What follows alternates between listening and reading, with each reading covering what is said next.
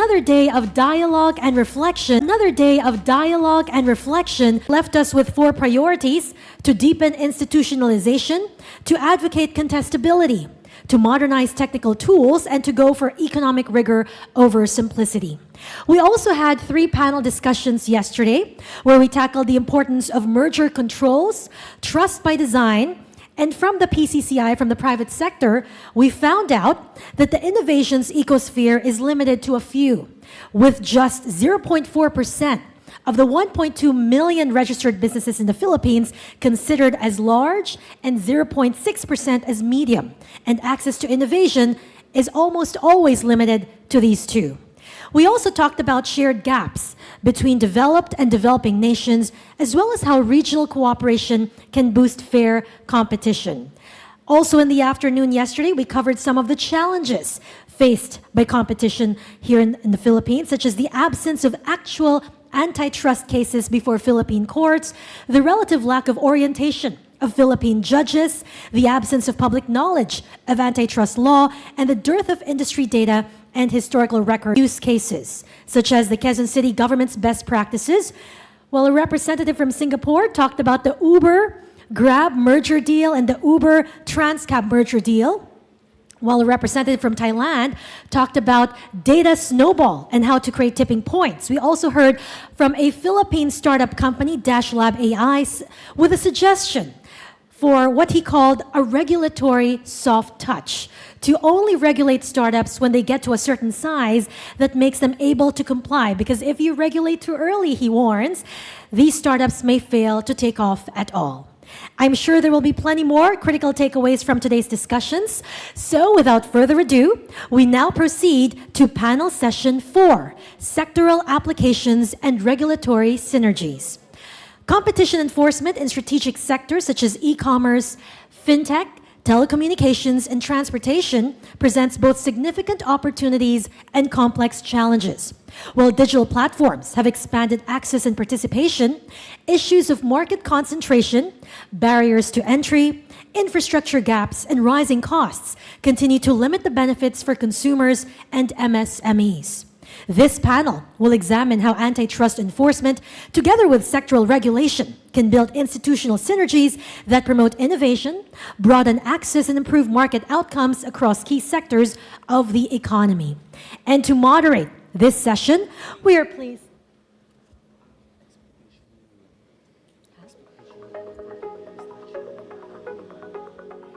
All right, so I think we're going to go to the introduction in a bit, but for now, we'd like to request you, if you haven't yet, we're going to flash the QR code once again.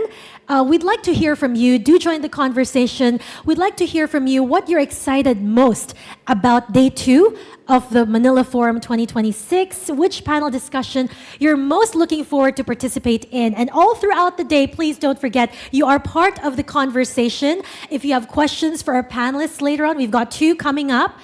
Don't forget to take note of your questions. You can participate in the live Q&A, or if we don't get to ask you to share your question live, feel free to approach the speakers and panelists later on, because we have more networking opportunities coming up. All right, so there you have it, the pre-evaluation form and the QR code. If you've scanned them already, please, if you haven't, please do scan them now. We're looking forward to hearing feedback from you. All right. We'll give you a few minutes to do this.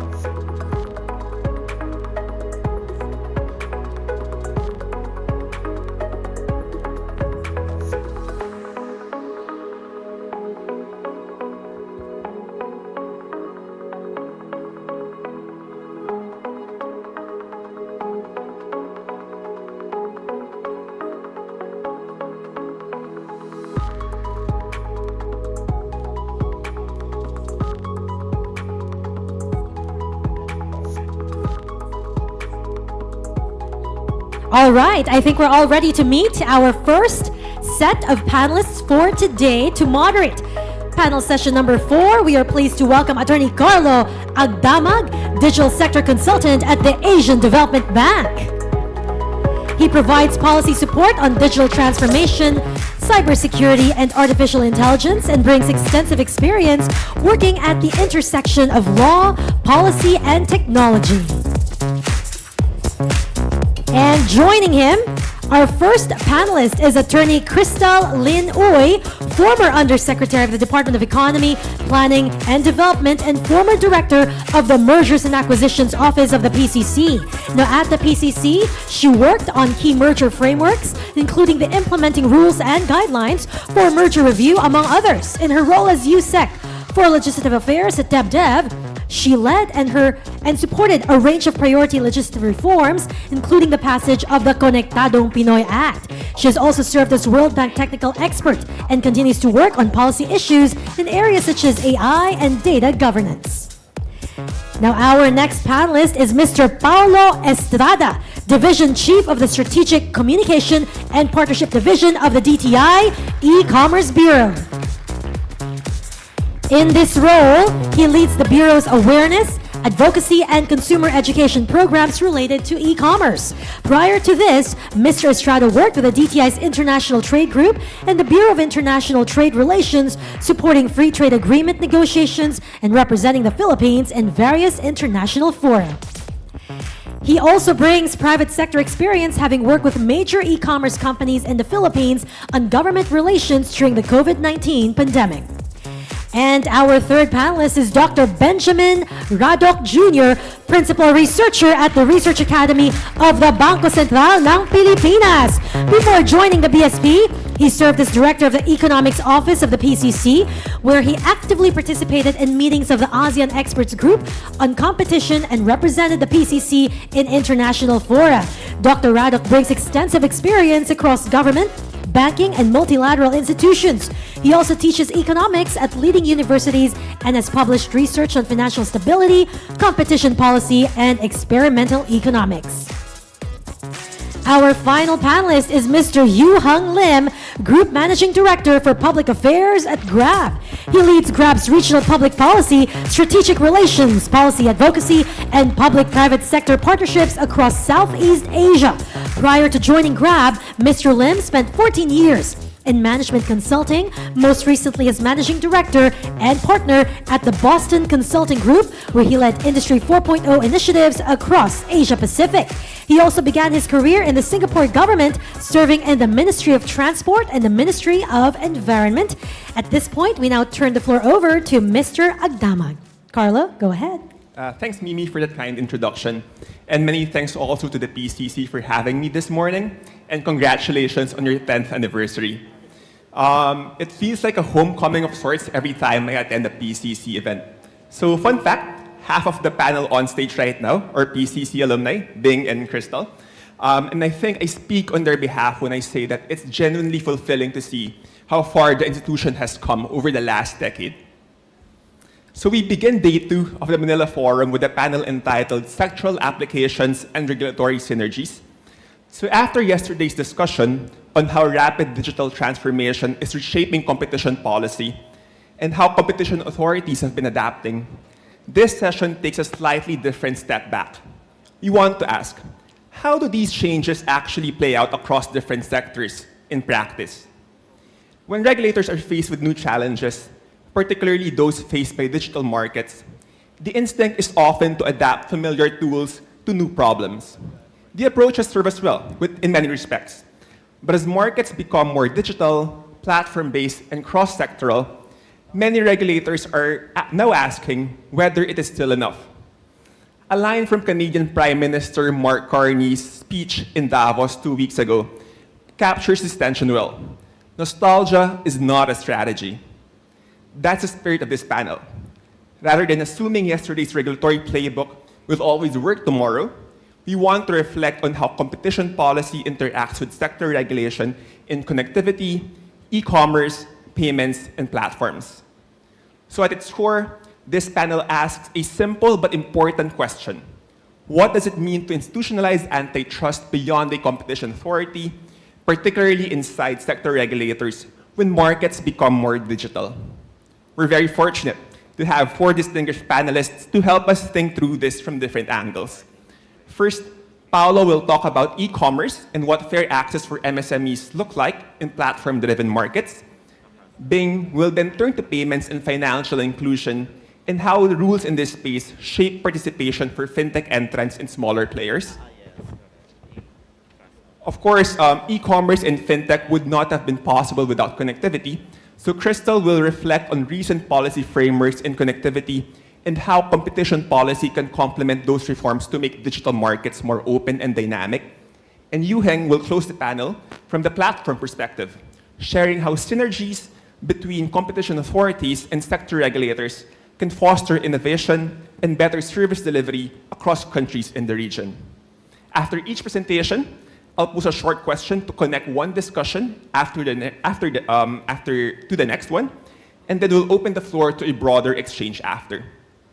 Our goal isn't to provide a definitive answer, but to surface where regulatory approaches are working and where they may need to evolve as markets continue to change. With that, let me turn to our first speaker, Paolo. Thank you. Thank you, Attorney Carlo. Let me just request to the Secretary to pull up my slides, please.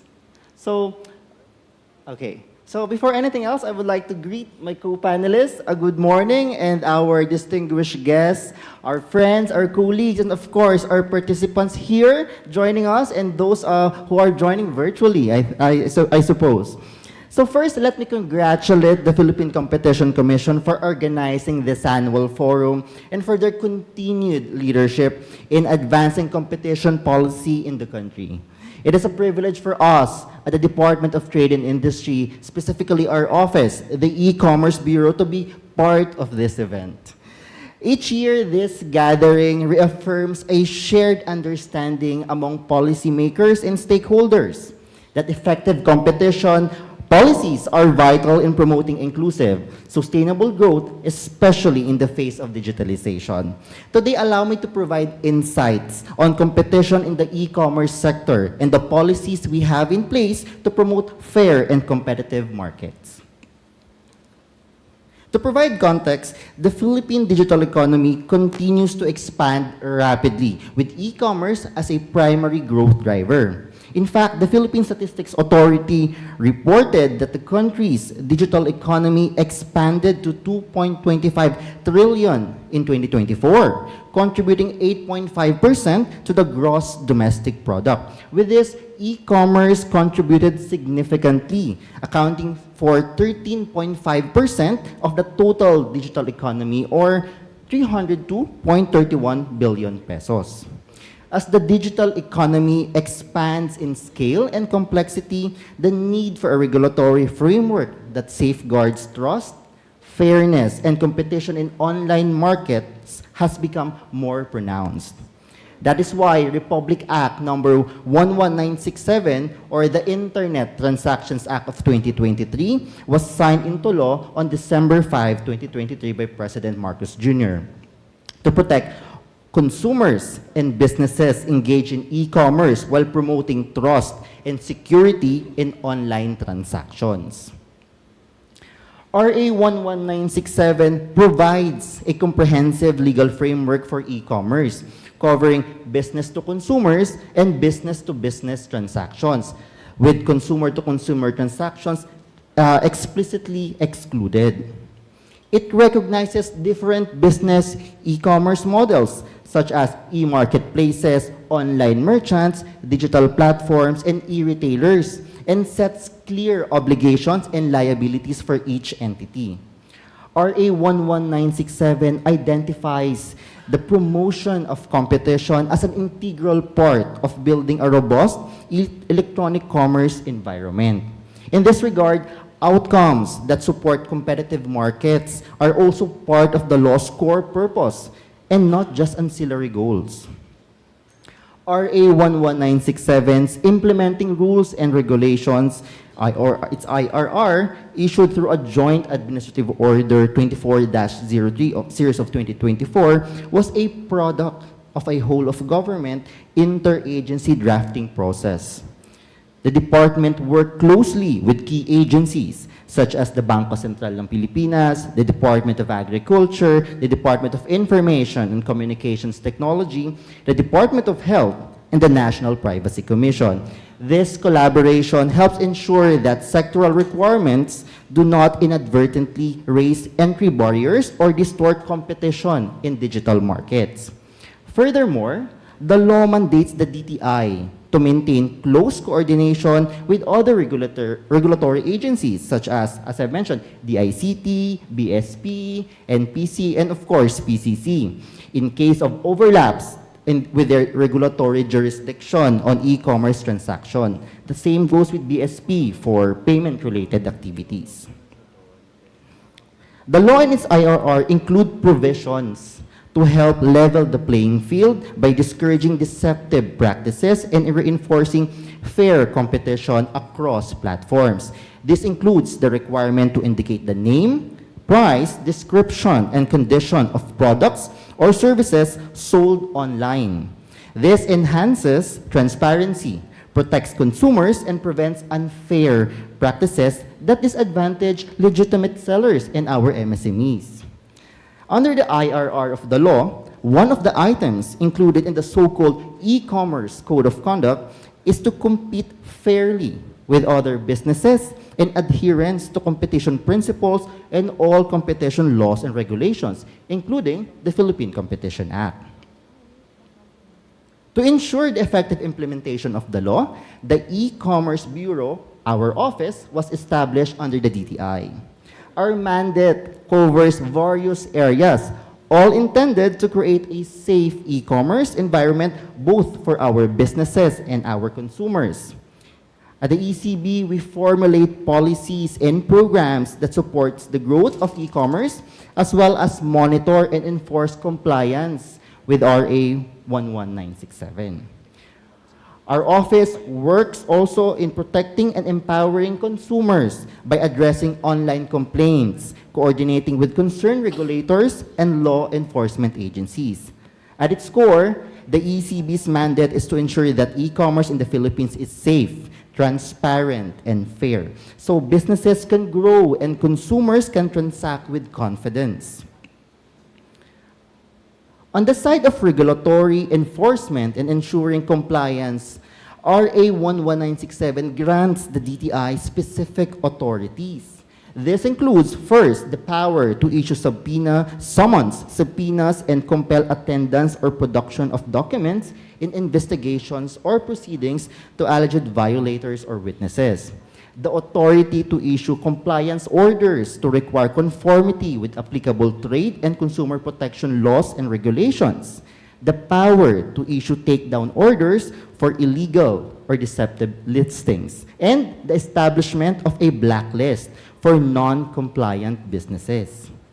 Any e-commerce business model recognized by the law, as I have mentioned earlier, found in violation of the law itself and its implementing rules and regulations or any other applicable laws or rules and regulations pursuant to Chapter 3 of the Act can be issued summons, subpoenas, compliance orders, takedown orders, or be blacklisted by the DTI. Considering our office mandates and functions of other regulatory agencies, our office works in a collaborative manner with them since the regulatory jurisdiction of DTI under the law on e-commerce matters are only ancillary to the powers of other regulatory agencies. Thus, collaboration, close coordination, and efficient communication with them is necessary. Of course, these powers shall not be exercised in a manner that stifles innovation, creates barriers to entry in trade, impedes the ease of doing business, and definitely restricts competition. On the developmental side, the ECB integrates e-commerce into national and regional trade fairs, conducts onboarding and regional awareness programs, and supports MSMEs in adopting digital payments, logistics, and online selling tools.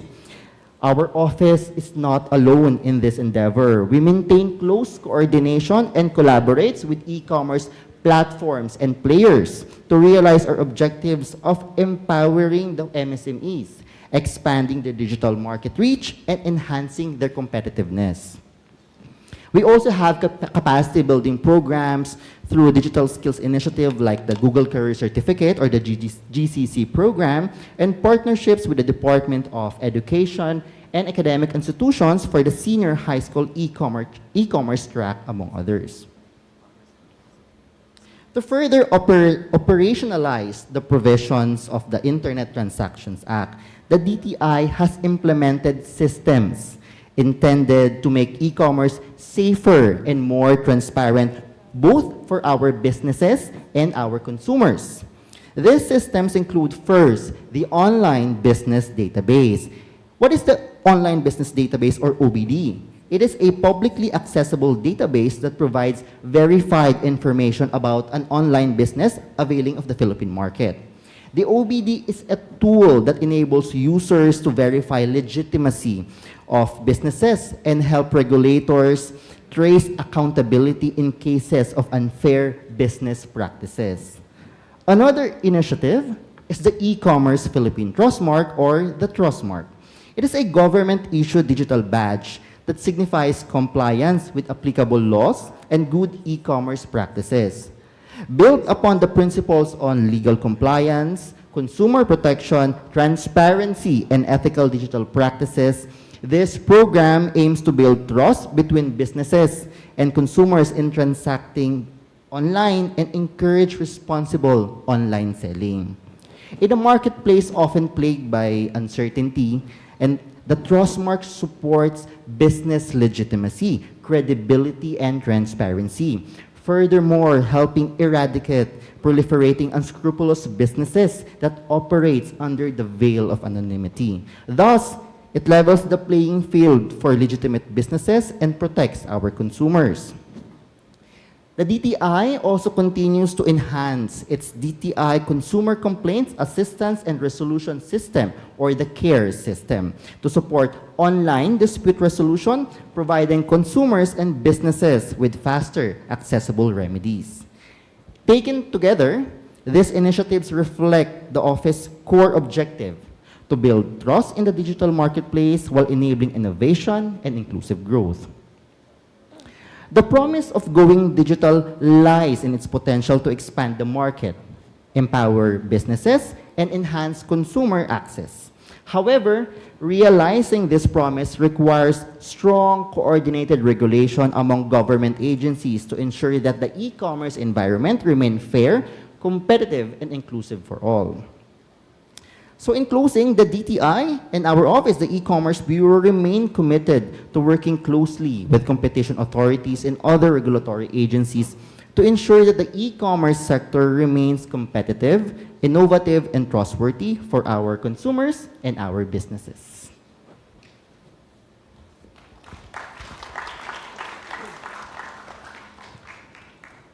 All right, just a brief pause, Attorney Agdamag and gentlemen. We'd like to formally welcome now our other panelist, Attorney Crystal Lynn Uy, former Undersecretary of the Department of Economy, Planning and Development, and former Director of the Mergers and Acquisitions Office of the PCC. She's also served as a World Bank technical expert and continues to work on policy issues in areas such as artificial intelligence and data governance. Attorney, the floor is yours. Thanks, Mimi. Thanks, Paolo, for the presentation. That was very helpful in showing how e-commerce rules shape the dynamics, the experience of businesses, of consumers, and MSMEs. So what strikes me is that DTI's work in consumer protection doesn't just affect trust in online transactions, but it also has real implications for market dynamics and how fairly firms can compete. So in fact, in this sense, consumer protection and consumer welfare work closely together. So my question to you is, the Internet Transactions Act is grounded in protecting consumers and strengthening trust in the e-commerce system. In your view, how do these consumer protection rules also contribute to healthier competition and better outcomes for consumers over time? Thanks, Attorney Carter, for that question. First, let me underscore that the Internet Transactions Act does not only protect our online consumers, but also our online businesses in line with the objectives of the law. So, the ITA, or the Internet Transactions Act, establishes a comprehensive framework to protect online consumers by setting clear standards, including tools for transparency, safety, and accountability in the digital marketplace, which I have mentioned earlier.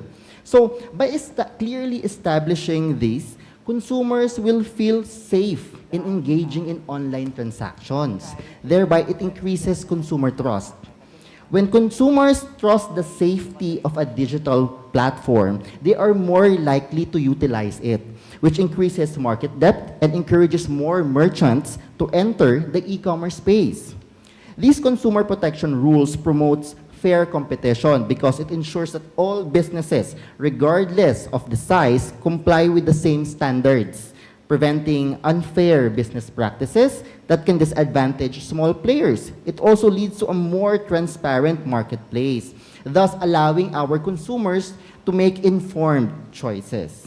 So businesses that excel in consumer protection can differentiate themselves from unscrupulous businesses that encourages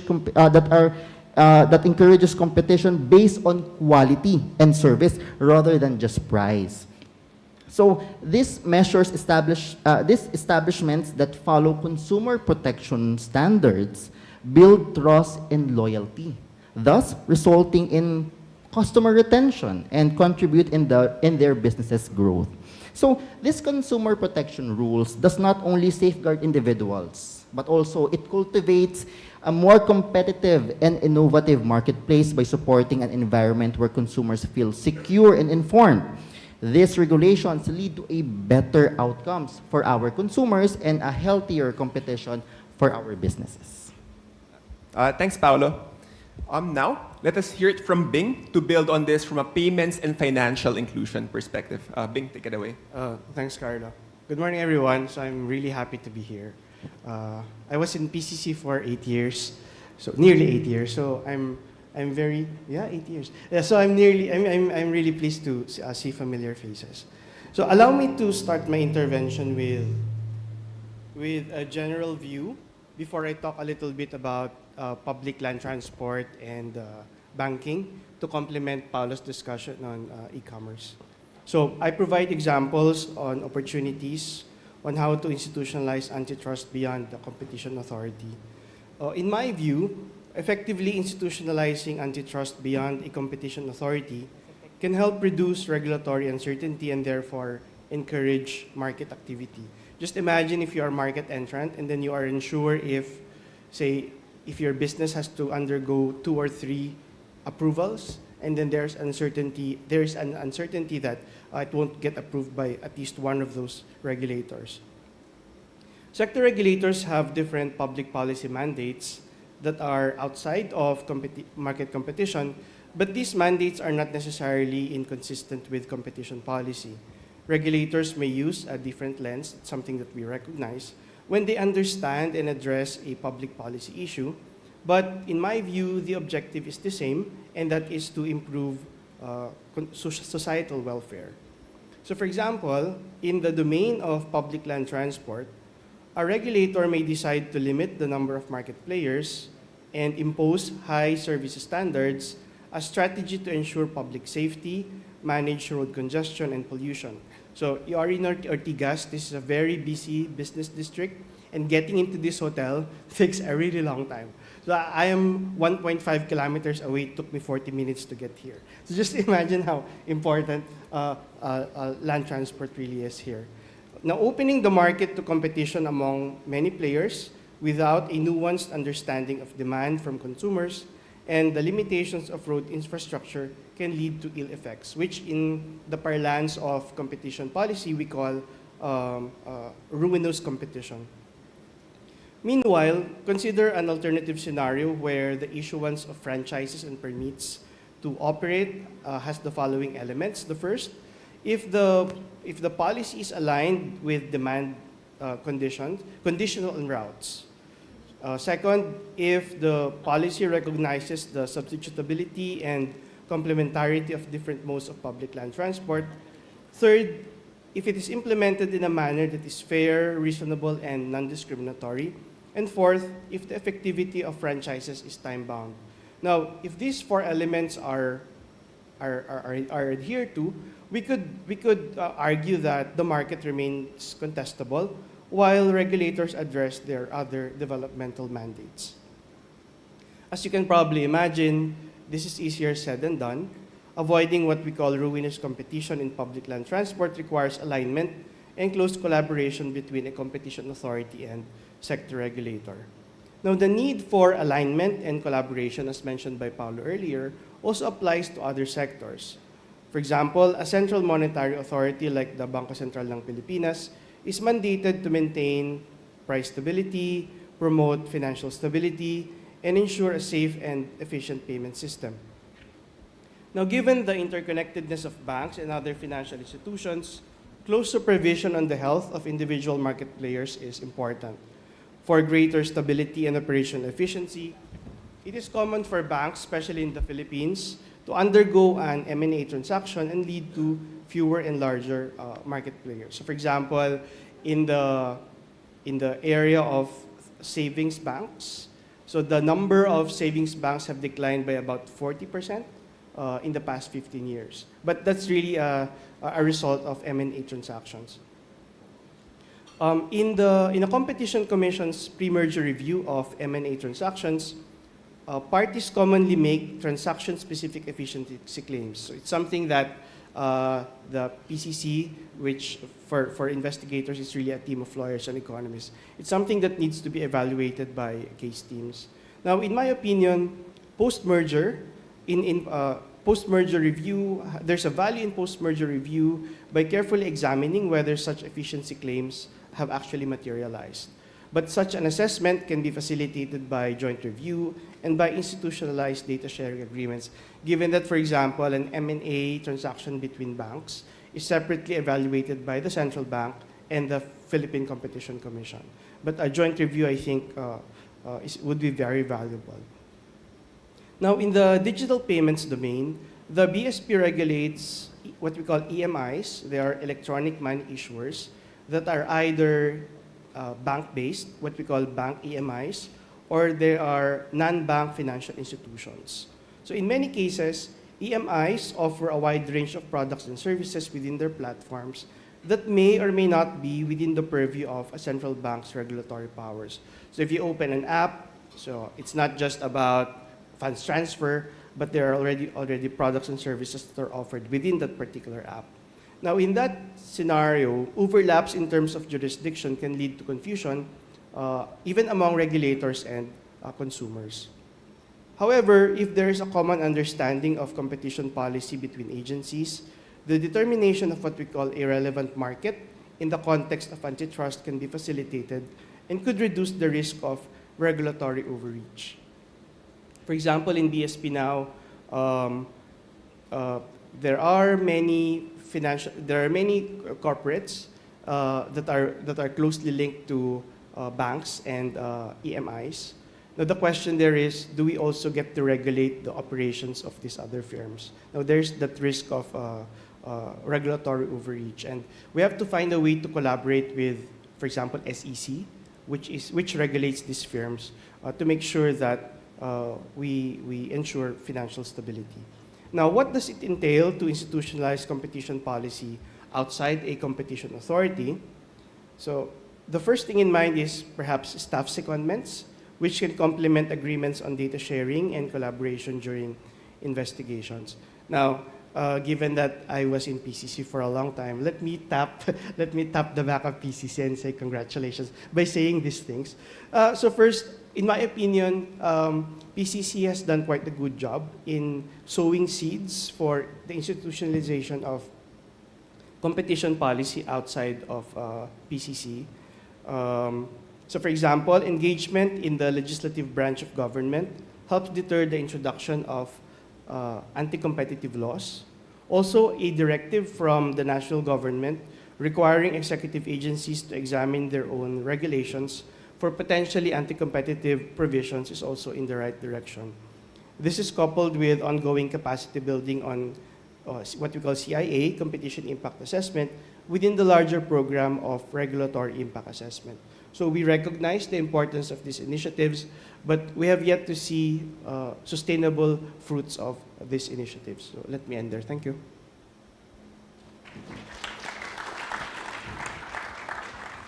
Thanks, Bing.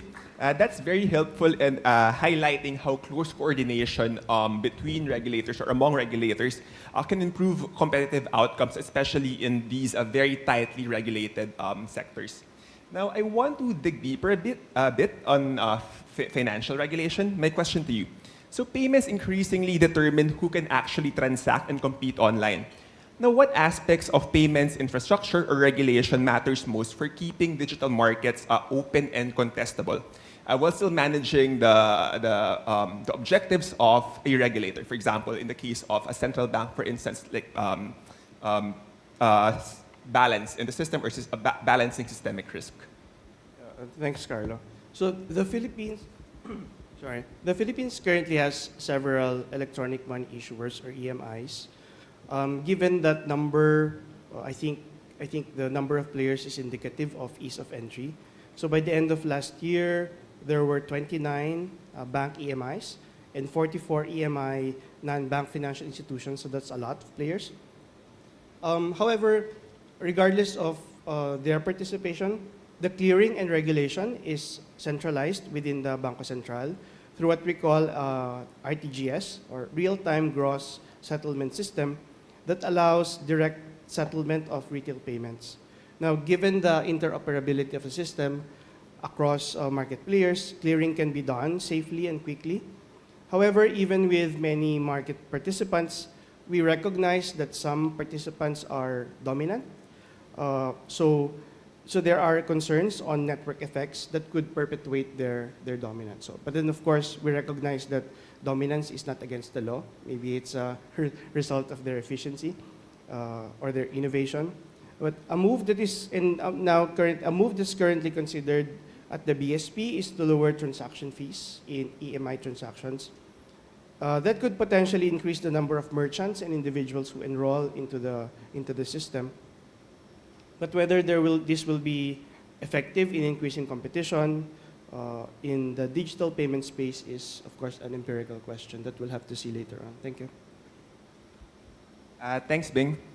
Now, of course, having access to Shopee, Lazada, or GCash or Maya would not be possible without the enabling infrastructure, which is the internet. To talk about connectivity, I turn over the floor to Crystal to discuss how these issues interacts with competition. Hello. Good morning, everyone, and apologies for being late. The traffic is really rough today. Okay. So what I will be discussing is basically the intersection of ICT and competition policy. And in the Philippines, this has been a battleground for the last 2 years, that we have waged. Okay. When I was with the National Economic Development Authority then. So this is a reflection on the Konektadong Pinoy Act. And I say that my claim is that the Konektadong Pinoy Act is actually the second most important piece of competition legislation in the country after the Philippine Competition Act. And I will show you in a while why I think that is the case.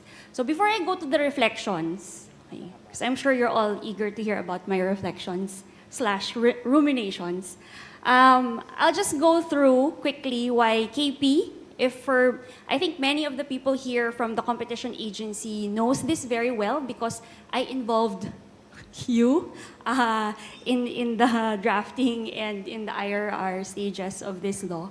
But for those that are not so familiar, except what you hear in the media, so I would just like to emphasize that the digital transformation, of course, is a cross-cutting pillar strategy under the Philippine Development Plan. And one of the priority legislative measure that is identified in the PDP is the Open Access in Data Transmission Act, and which is what we renamed as the Konektadong Pinoy Act. So the impetus for that measure started, so this story started more than 5 years ago when I was still a director of PCC in the Mergers and Acquisitions Office.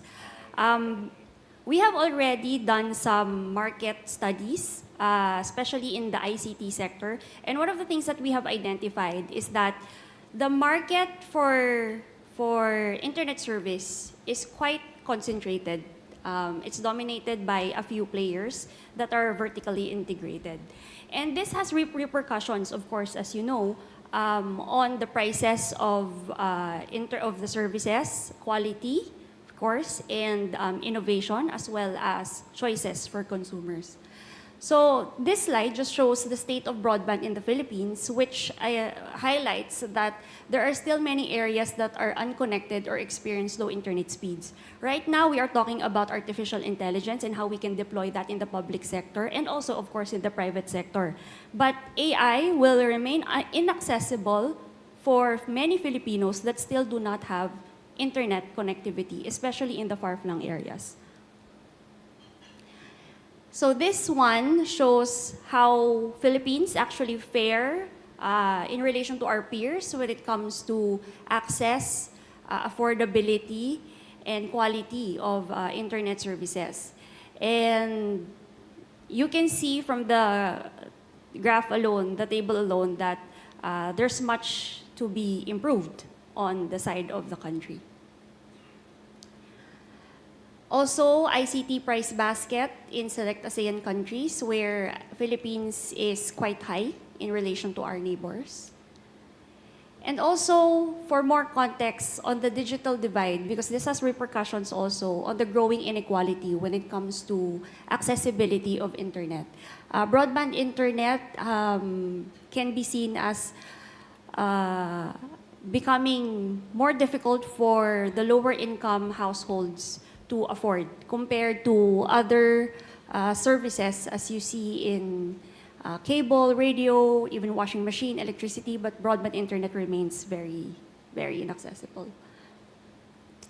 And so we underscored that, of course, there are challenges in internet connectivity in the Philippines, primary of which is geography, because the Philippines has a lot of different disparate islands, so it's very difficult to roll out digital infrastructure to all of these places. And this has widened the digital divide between urban and rural areas. And this is what I was talking about back when we were looking at Open Access and Data Transmission Act. And of course, we also had an M&A case regarding the ICT industry, that the broadband internet market in the Philippines is one of the most concentrated, profitable, but least invested in the region. So the market structure actually creates an uneven playing field with weak incentives to compete and hinders expansion. So the market power that are being wielded by the incumbents make it difficult for new entrants to compete in this particular market.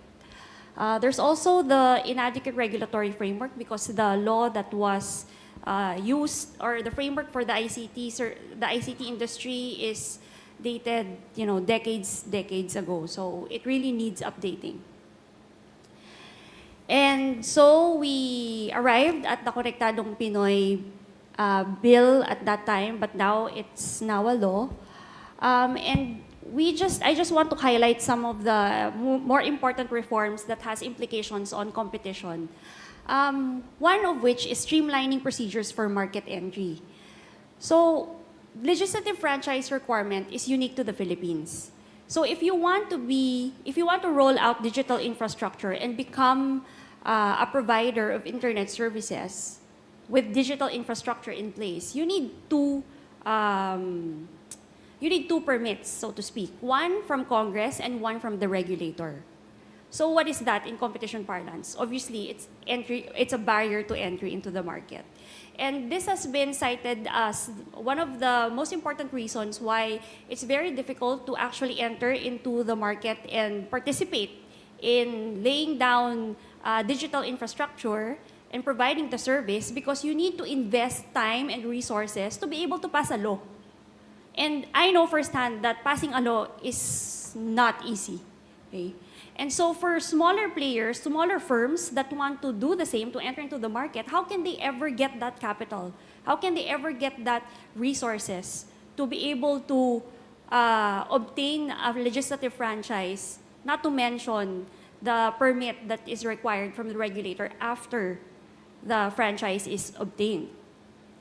So it creates uncertainty that can deter investments. Obviously, administrative burden is quite high. Franchise approvals can take 2 years. Konektadong Pinoy was 2 years of intensive bakbakan. So that's one of the things that KP did. No, it took out the requirement for a legislative franchise. And then another one that I want to, nag-thank you na siya. Tapos na daw. Okay. Another, can we just move back? So, another one is spectrum management. So, currently, spectrum assignment do not have validity periods. So, it's assigned in perpetuity. And we saw that it's quite important for the state to actually maximize its value and to have for spectrum to be used in the most efficient manner. And this situation, this regulatory framework where there are no validity periods, if it's assigned to you, as long as you use it, then that's yours, is designed to perpetuate the market power of the incumbent firms. No entry will happen because even if they are able to get that franchise and that registration, how are they going to be able to get the frequency, right?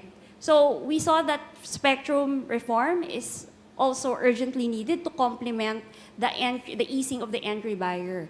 And then the last one is access. Can we move to the access slide? Natakot na akong galawin yung, ayan. So, okay, so yung access, obviously we said that the market is dominated by vertically incumbents. So assuming that you're able to enter into the market, are you going to already lay down a submarine cable system, an international gateway facility, a core network, the middle mile, and the last mile? Of course, you'd have to start somewhere. And that means to be able to provide the service, you need to have access to the facility of the incumbent firms. And is it easy to get the access to the facility of the incumbent firms? That's where you need also a competition perspective. Of course, we have already, what PCC has done in the past, in many of its cases, is that access should be on fair, reasonable, and non-discriminatory terms. And that exactly is what is being required under the KP Act. So there are mandatory access provisions to ensure that smaller players would be able to obtain access on FRAN terms and that they will not be left in a kind of like a weaker bargaining position just because they have to deal with someone that is obviously more bigger than they are. Okay. So what are my reflections on all of these process?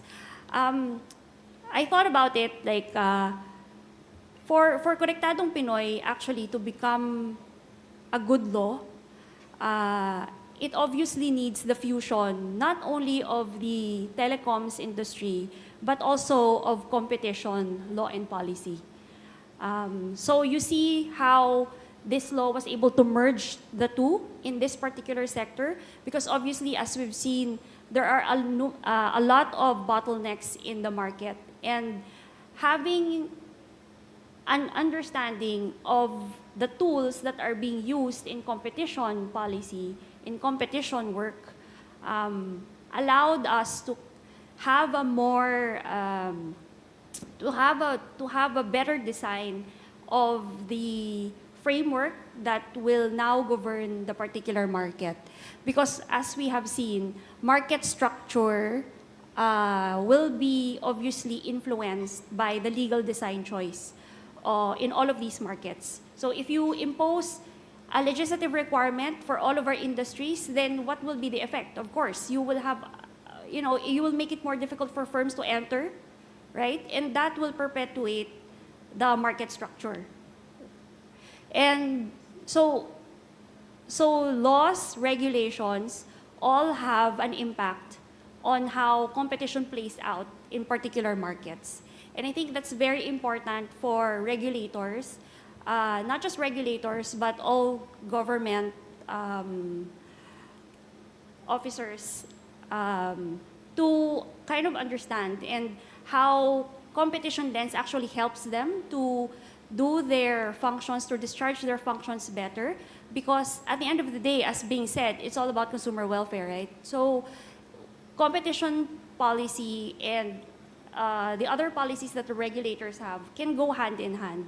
And that's why I think, intensive collaboration between sector regulators and competition practitioners, competition officers are quite important, because with the exchange of the ideas, the sector regulators would also have that perspective.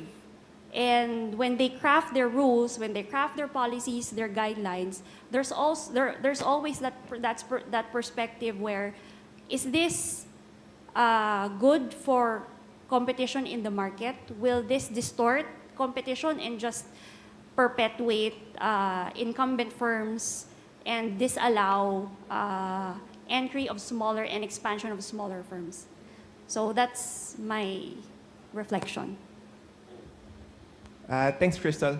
I think everyone in the room here hopes to see the effects of KP as soon as possible. I think my question is, drawing from the Philippine experience in regulating ICT, what do you think is one competition principle that should be embedded early on in sectoral regulation so that the effects from this connectivity law from KP could translate downstream eventually, if there's one that you could choose? So normally, I would say usually is that a lot of regulations have to be assessed whether it can increase barriers to entry in a particular market. And the reason for that is quite obvious, right? But I also want to add, in many sectors, you have the same situation as in the ICT, which is it's dominated by vertically integrated firms. And of course, competition, what it says, even in our declaration of policy in the Philippine Competition Act, is that you want to have free and fair competition. But it's very good to remember, sometimes, if you want to do ex-ante regulation because of certain market failures, it might be also important to introduce asymmetric regulation. Because if there's just no other way to be able to ensure that the playing field would ever become fair, then that asymmetric regulation could come into the picture. And that is one of the reasons why we have significant market power obligations that is imposed under the Konektadong Pinoy Act. So for those firms that are dominant, of course, they have significant market power, they might be required to act in a certain way to ensure that their behavior or their actions will not distort competition in that particular market. Thanks, Crystal. We'll hear more of your insights later during the open forum. But lastly, let's hear it from our last panelist to hear it from the perspective of a platform that operates from a regional, multi-country viewpoint. Hang, the floor is yours. Thank you. Thanks for inviting me. Always a little bit stressful in a room of regulators. I'll try to enjoy myself. For those who are unfamiliar, Grab is quite a complex business. It covers ride-hailing, it covers delivery, food, groceries. We also have financial services, including 3 digital banks in Singapore, Malaysia, and Indonesia. So the business is complex, and the business, we are in a digital market business, and that business, it's one where we have to very carefully balance the different parts of the marketplace. It's not a very high margin business. We need to take care of our drivers, our consumer, and in the case of delivery, our merchants as well. The market dynamics are very volatile, right? Christmas is very different from school holidays, very different from a work day. And so there is always quite a bit of delicate rebalancing across the board. And we are always innovating. So on one hand, it's a very delicate marketplace dynamic, and scale does help quite a bit in providing for a healthy marketplace. On the other hand, with scale comes responsibility and concerns from regulators. So again, also from a regulatory perspective, we are regulated in multi-layer. We're regulated at the sector level, the central banks, the transport sectors, the commerce sector regulators, and then we also have competition authority on us. How we kind of manage all this is it's actually multi-layered. Of course, we're a bunch of lawyers that sits there and tell us what to do and not to do. And then people like me and the public affairs team who kind of are also setting the guidelines. But I think what is most important for us is to bring that process of regulatory considerations really up the whole innovation process within the company. So for example, what we want is for businesses and the product managers and business designers to think very upfront when they come up with a new product, a new system, whether there are any regulatory concerns already at the very upfront stage, right? As they are in a room thinking about brave new things to innovate, one of the angles has to be regulatory constraints. We've developed an in-house chatbot that puts all the regulations from all the markets that we're in and internal guidelines, so that when the product designers and our product managers innovate, they think very early on, oh, this product might have a problem, might not have a problem. So we try to embed process very early in the process at the business side, so that it's not a very slow process when it comes to innovation. We of course also make sure that every one of us are very familiar with antitrust regulation. In fact, every year we have to go through a recertification program on antitrust regulations for all employees of Grab. And if you fail them persistently, you at some point get your email access removed, and you kind of need to go through it. It's quite simple. It's nothing too technical, but for the thousands of employees, simple reminder every year on what it means for fair competition for antitrust. It's important, and you know, tech companies, people come, people go, and so that initial that kind of inert thinking about making sure that what we do and how we behave it's fair, and it's important for us. And then of course, then there's people like us who are kind of like the last mile for the very complex M&A related stuff. Then you know, the legal and the public affairs team comes into play. So internally, we kind of figure out how do we navigate this rather complex world of regulations for us. Of course, then externally, when we engage regulators, we have, of course, some of this tension that's there, and it's important. We have the sector regulators, we have the competition authorities, and sometimes the requirements don't always meet. Sector outcomes require us to provide certain service level and antitrust, and with this whole issue about scale, and with scale comes a more healthy marketplace. There is some internal trade-offs that need to be made. What we would like is of course that trade-off to be quite clear at the country level, and that there is certain clarity about what the trade-off is, and that it be quite principle-based. We like to be regulated based on kind of what's the principle of it, rather than here are the 25 things that you shouldn't do, but what are we regulating the industry towards?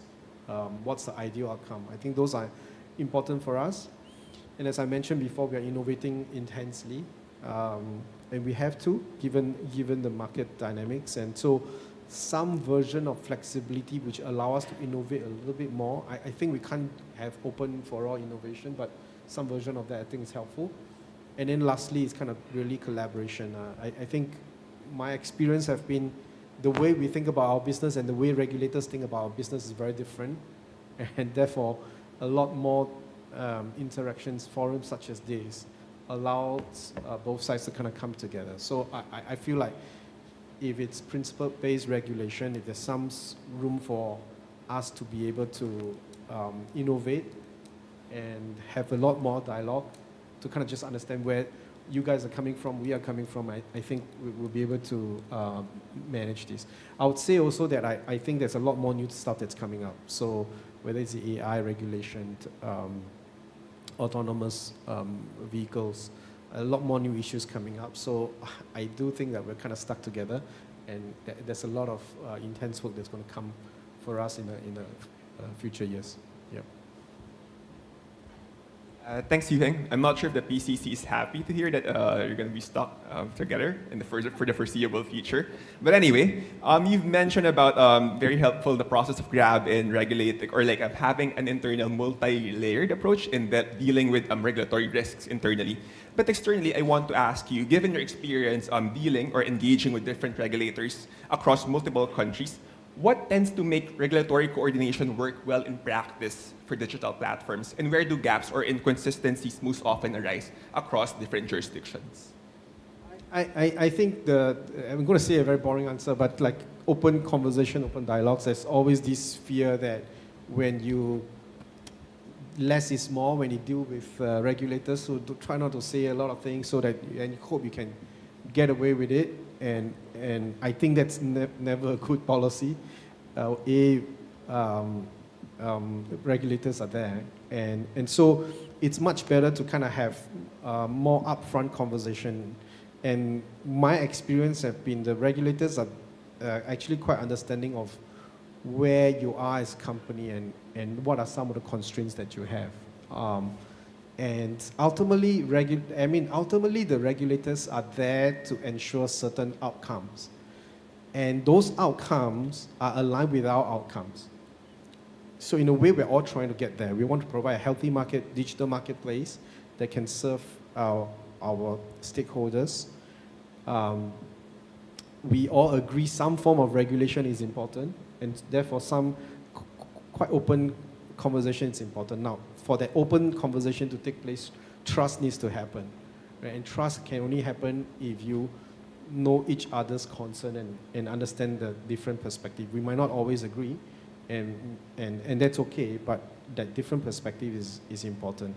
And ultimately, at some point, the whole of government need to make a position clear. There's trade-off between the competition and the sector regulators. They're not easy trade-off, but ultimately, as a government, there has to be a clear vision of what we're trying to regulate towards that. And then for us, we then comply and innovate towards that. So I feel like the dialogue is super important. My sense is that it has gotten better over the years. Regulators have started to understand that digital platforms are not kind of the brick and mortar marketplace, and there are new rules to implement, and there's a price of over-regulation, and there's also this sense that the marketplace is evolving quite a bit. So I'm happy where we are right now. Do we wish for some areas where there's less regulation? Yes. Yes, I still do think that, for example, some of the stuff we are regulated in a more too tactical manner. We can be regulated in a much more strategic manner. But I do think it's a process that's been improving over time. Yeah. Thanks, Yuheng. Now I think it's time to open the floor to a broader exchange. May I call on Mimi? All right, thank you very much, Attorney Carlos. So we're going to open the floor now to live questions from our audience members. Please just raise your hand. We've got satellite microphones on the ground, ready to approach whoever wants to take the first question. Do we have any takers? Yes, we do. We have a lady right here, front table. So please give us your name, your organization, and direct your question. Go ahead. Hi, good morning, panelists. I'm Mylene Lagundino from the Philippine Competition Commission Economics Office. And this is our question. Actually, this was composed by my colleague, Ms. Roxanne Bayo. Okay, so as economists, we recognize that effective competition and sectoral regulation increasingly depend on timely access to data held across multiple government agencies. But despite existing data sharing arrangements through MOAs or Memorandum of Agreements, obtaining data can still be time consuming. Now, our question is, how can agencies improve practical data sharing while respecting, of course, the legal mandates, confidentiality, and accountability so that the data can be used more efficiently to support regulation and enforcement? Thank you. Thanks for the question. I think no better person to answer that than the former director of the PCC's merger office, Crystal. Okay naman, di ba? Nung ginagawa ng PCC. Anyway, so, okay, I guess the concern of the economists would always be this, data. We want more data. We want more data until we're satisfied. Okay. And that's always a sticky point because sometimes whenever you ask for data, you ask data from the government agencies. It takes a while, of course, before they can give it to you. Meanwhile, the clock is running.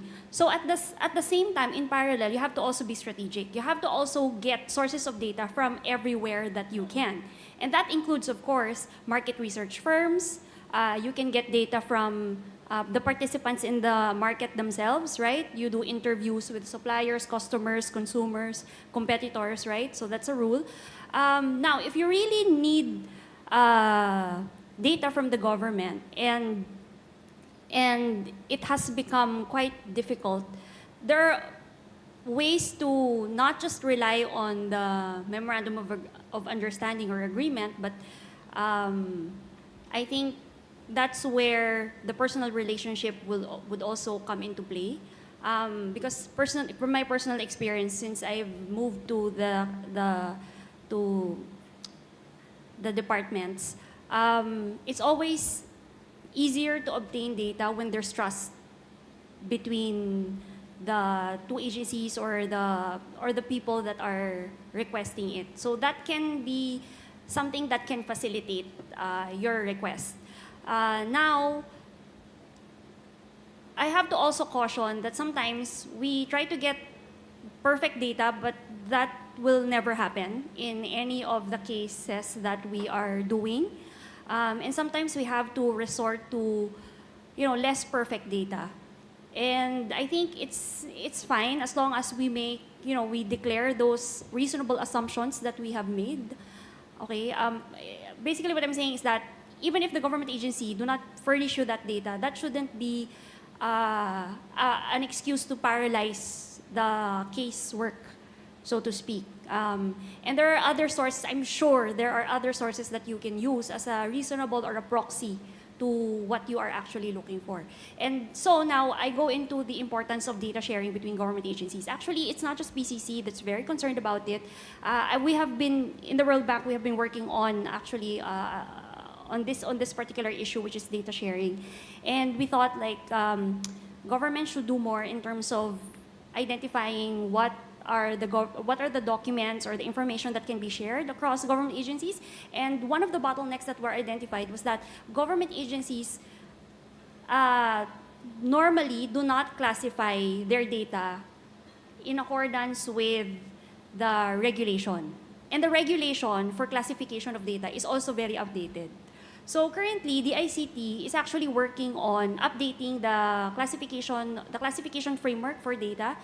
And that is, I think, will be through an executive order. Previously, it was a joint memorandum circular, but it became an executive order. So that will allow government agencies to correctly identify what data would be classified as highly confidential, sensitive, no confidential data issue.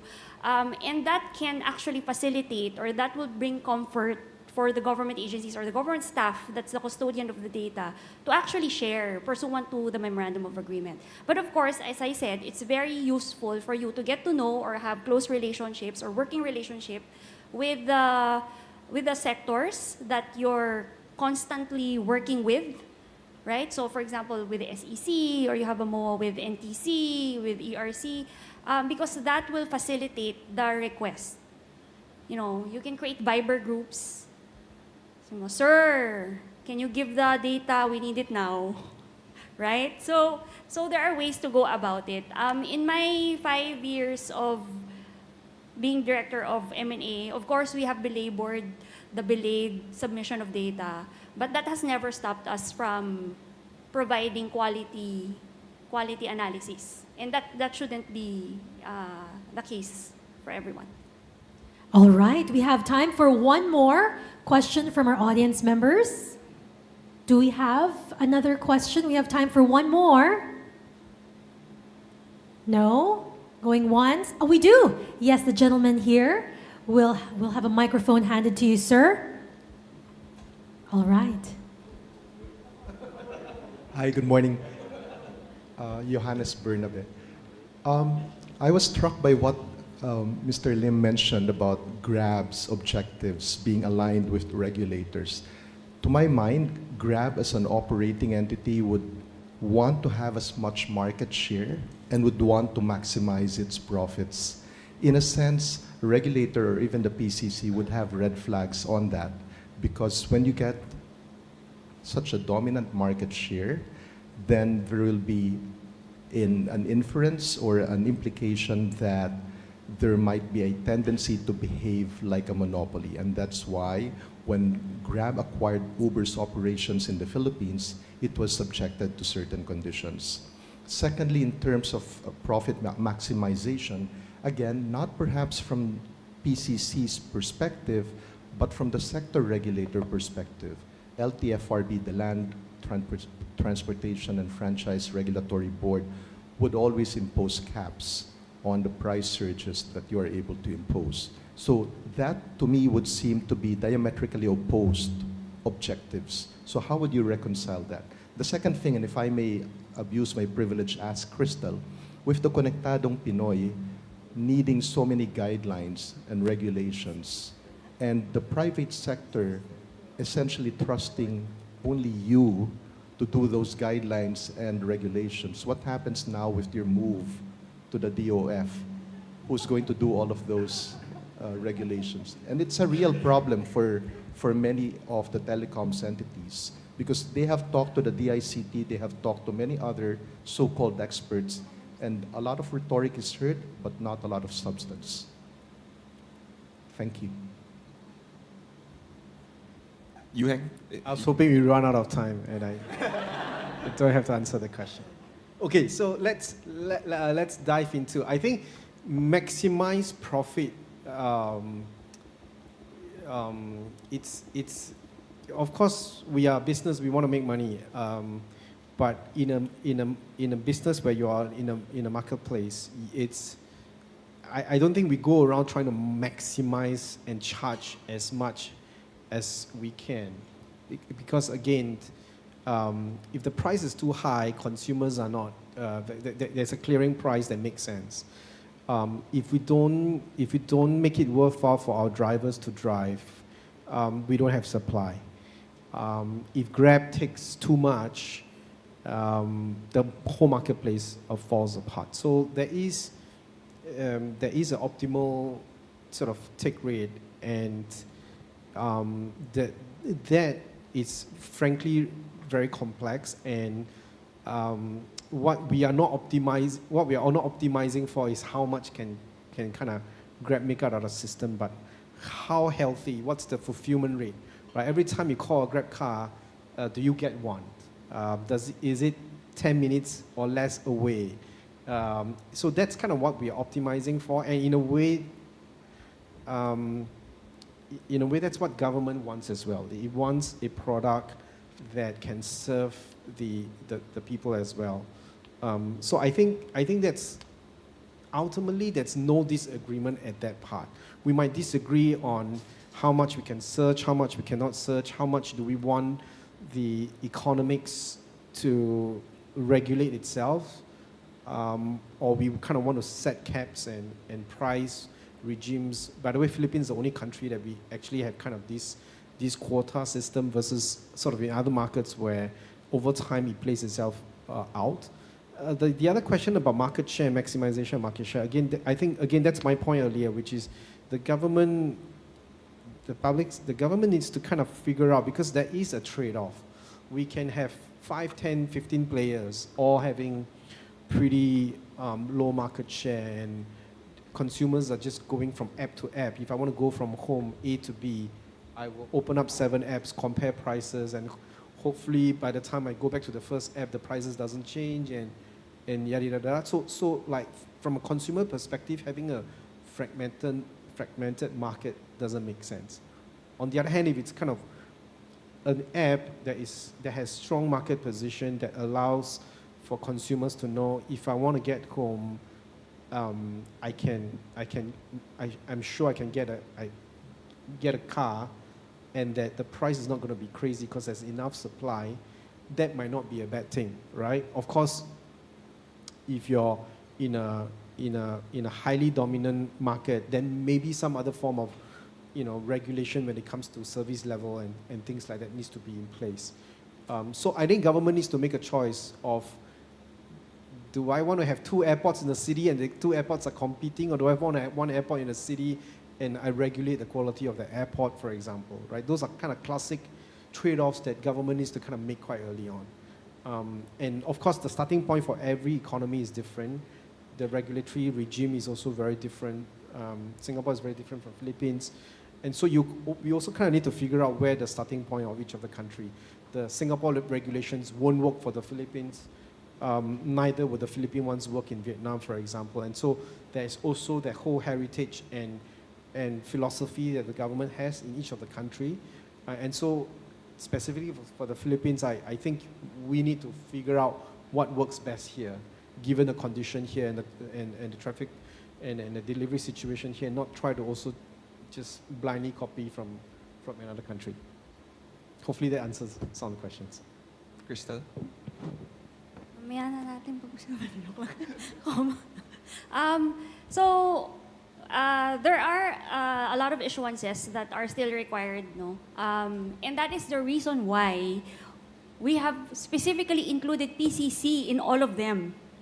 So, Chairman Mike and Birdie Kumara will be there to shepherd the crafting of all of the other measures, such as the access list, the SMPF, and also with respect to the spectrum management framework, I think DOF is also included as part of the TWG. So that's something that I will continue, I guess, to work on with permission, of course. But we can talk about this later. All right, I think that's all the time that we have for the Q&A at this point. We're now ready for the synthesis of Attorney Carlo Agdamag. Attorney? Thanks, Mimi, and thanks to all our panelists this morning. So very briefly, in the interest of time, so based on today's discussion, 3 things seem important in institutionalizing antitrust in beyond competition authorities. First, embedding competition principles early on in sector regulation. Second, aligning consumer protection, inclusion, and competition goals. And lastly, strengthening coordination across institutions and across borders. So thank you again to our panelists, and I return the floor to Mimi.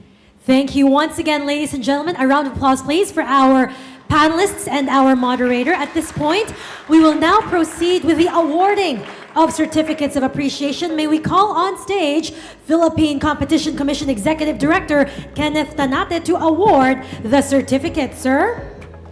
All right, we shall begin with Attorney Carlo Agdamag, our panel moderator.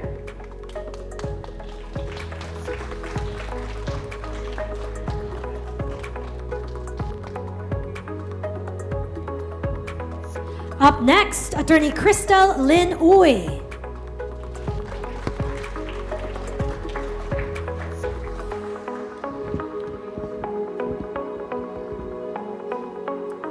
Over now to Mr. Paulo Estrada.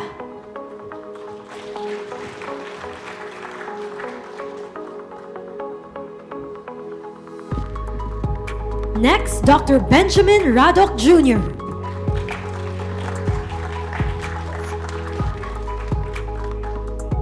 And finally, Mr. Yu Hung Lim.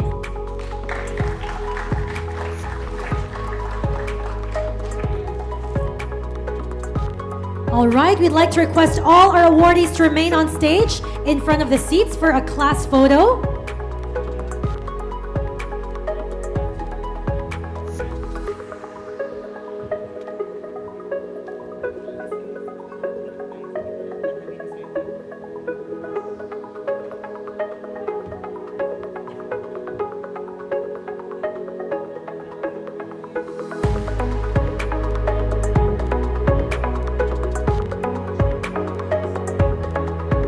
All right, thank you once again to our moderator and panelists for that very insightful discussion, the perspectives on sectoral enforcement and regulatory coordination. Ladies and gentlemen, we will now proceed with a 10-minute coffee break. Again, we will go for a 10-minute coffee break.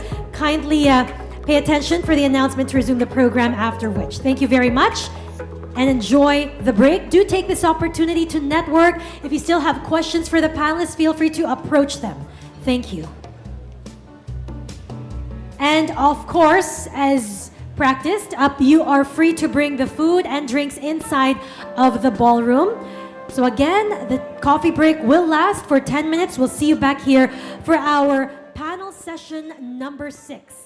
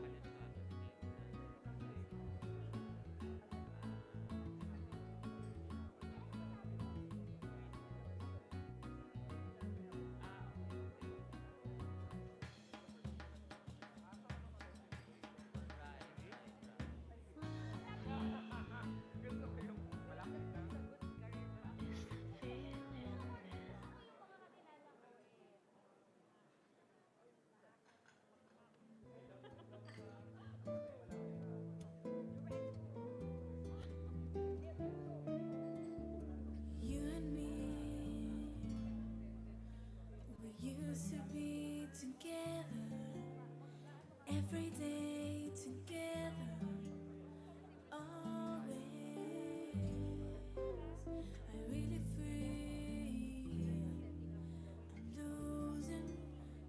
best friend. I can't believe this could be the end. It looks as though you're letting go, and if it's real, well, I don't want to know. Don't speak, I know just what you're saying, so please stop explaining. Don't tell me 'cause it hurts. Don't speak, I know just what you're thinking, and I don't need your reasons. Don't tell me 'cause it hurts. Our memories, they can be inviting, but tomorrow to get mine, frightening. And as we die, both you and I, with my head in my hands and sit and cry. Don't speak, I know just what you're saying, so please stop explaining. Don't tell me 'cause it hurts. Don't speak, I know just what you're thinking, and I don't need your reasons. Don't tell me 'cause it hurts. It's all ending, I gotta stop pretending who we are.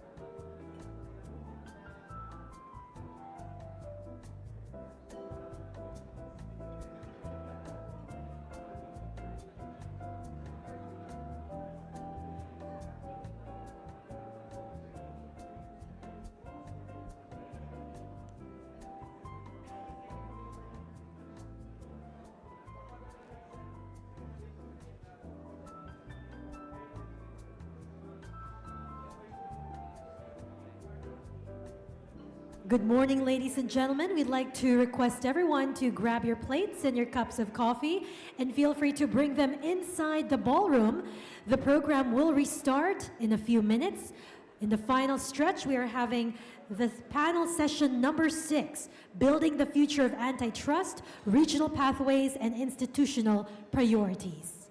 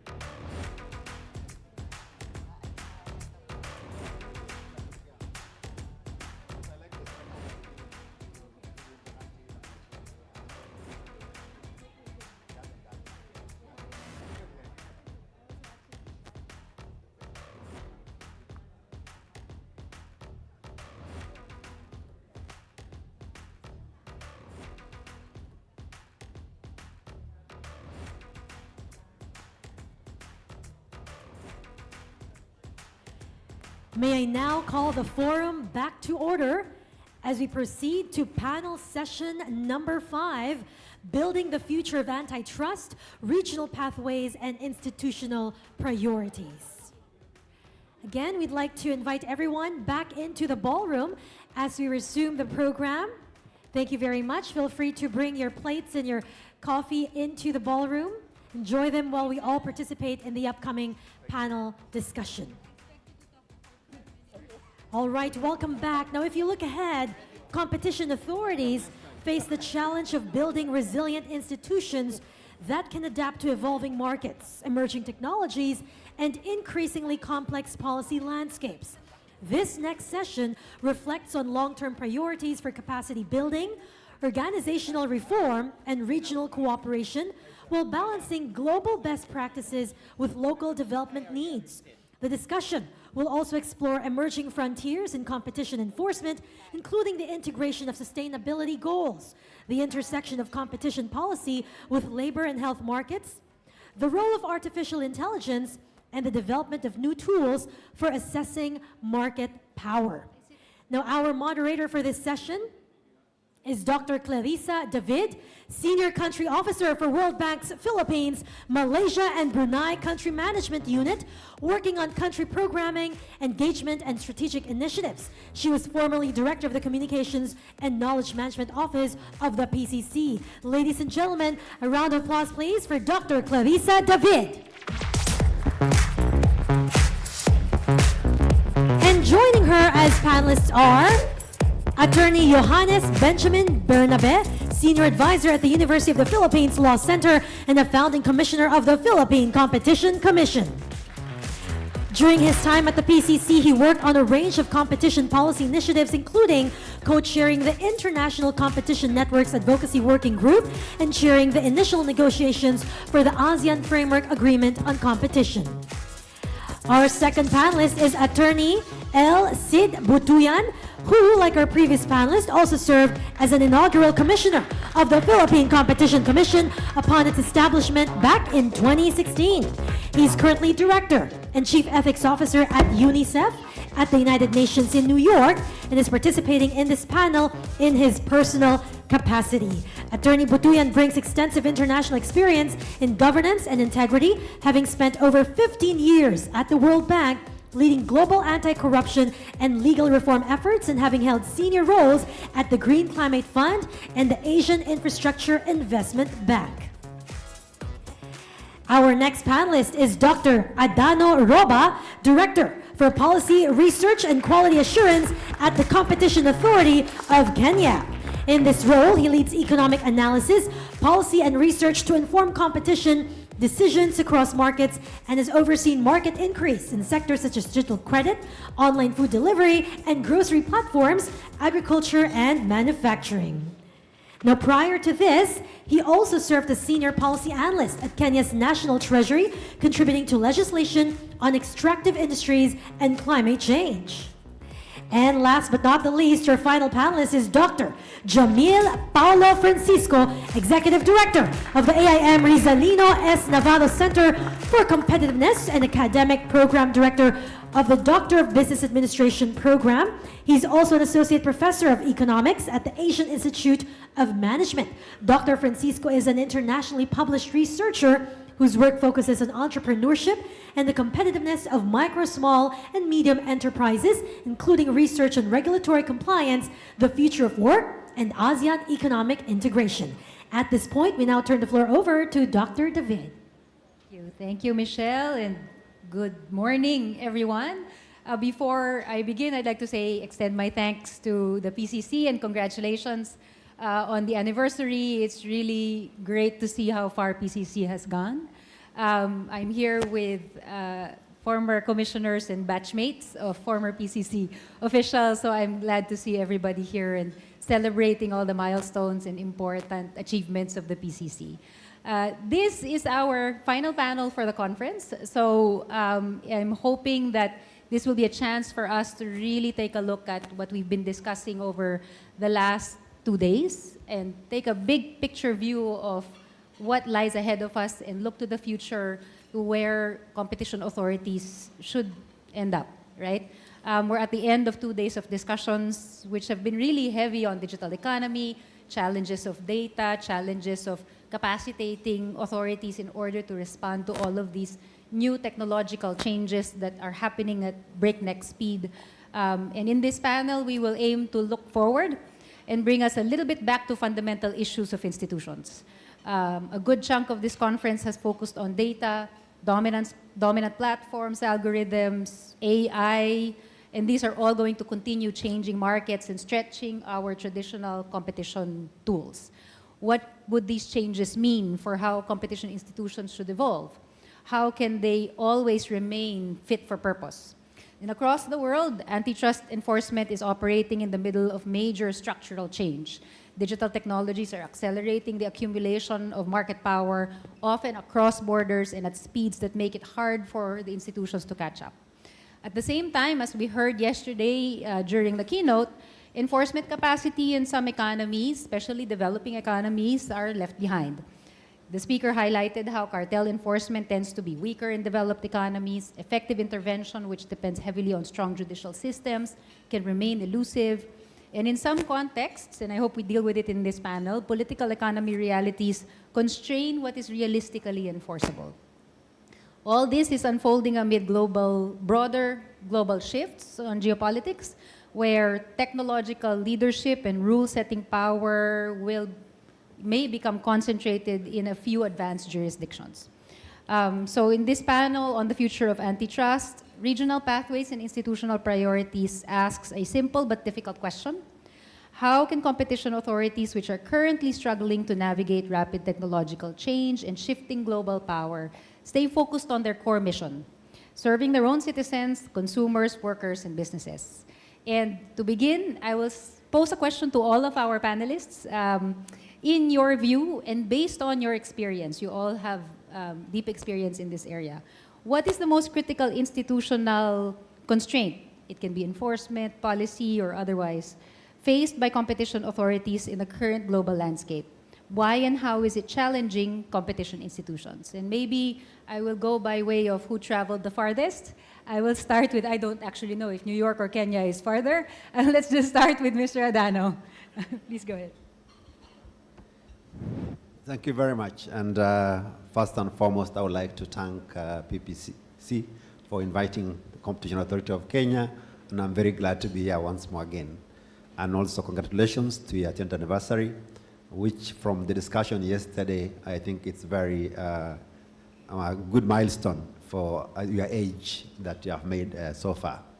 And getting back to the question in terms of what are some of the institutional constraints, I will look at it from our own perspective in terms of what have we done, what are some of the constraints that we have seen, looking at the traditional economies and also platforms, and also look at what are some of the issues that we do see as important areas for competition authorities globally, and also looking forward to what needs to be done moving forward in that sense.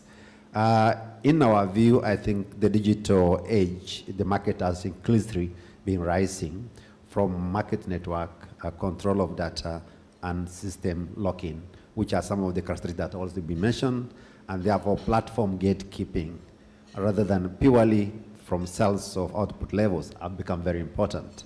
In this regard, I think what we have seen is adopting multidimensional dominance framework, where better reflection on digital platform-based competition has become a priority as opposed to a single market system.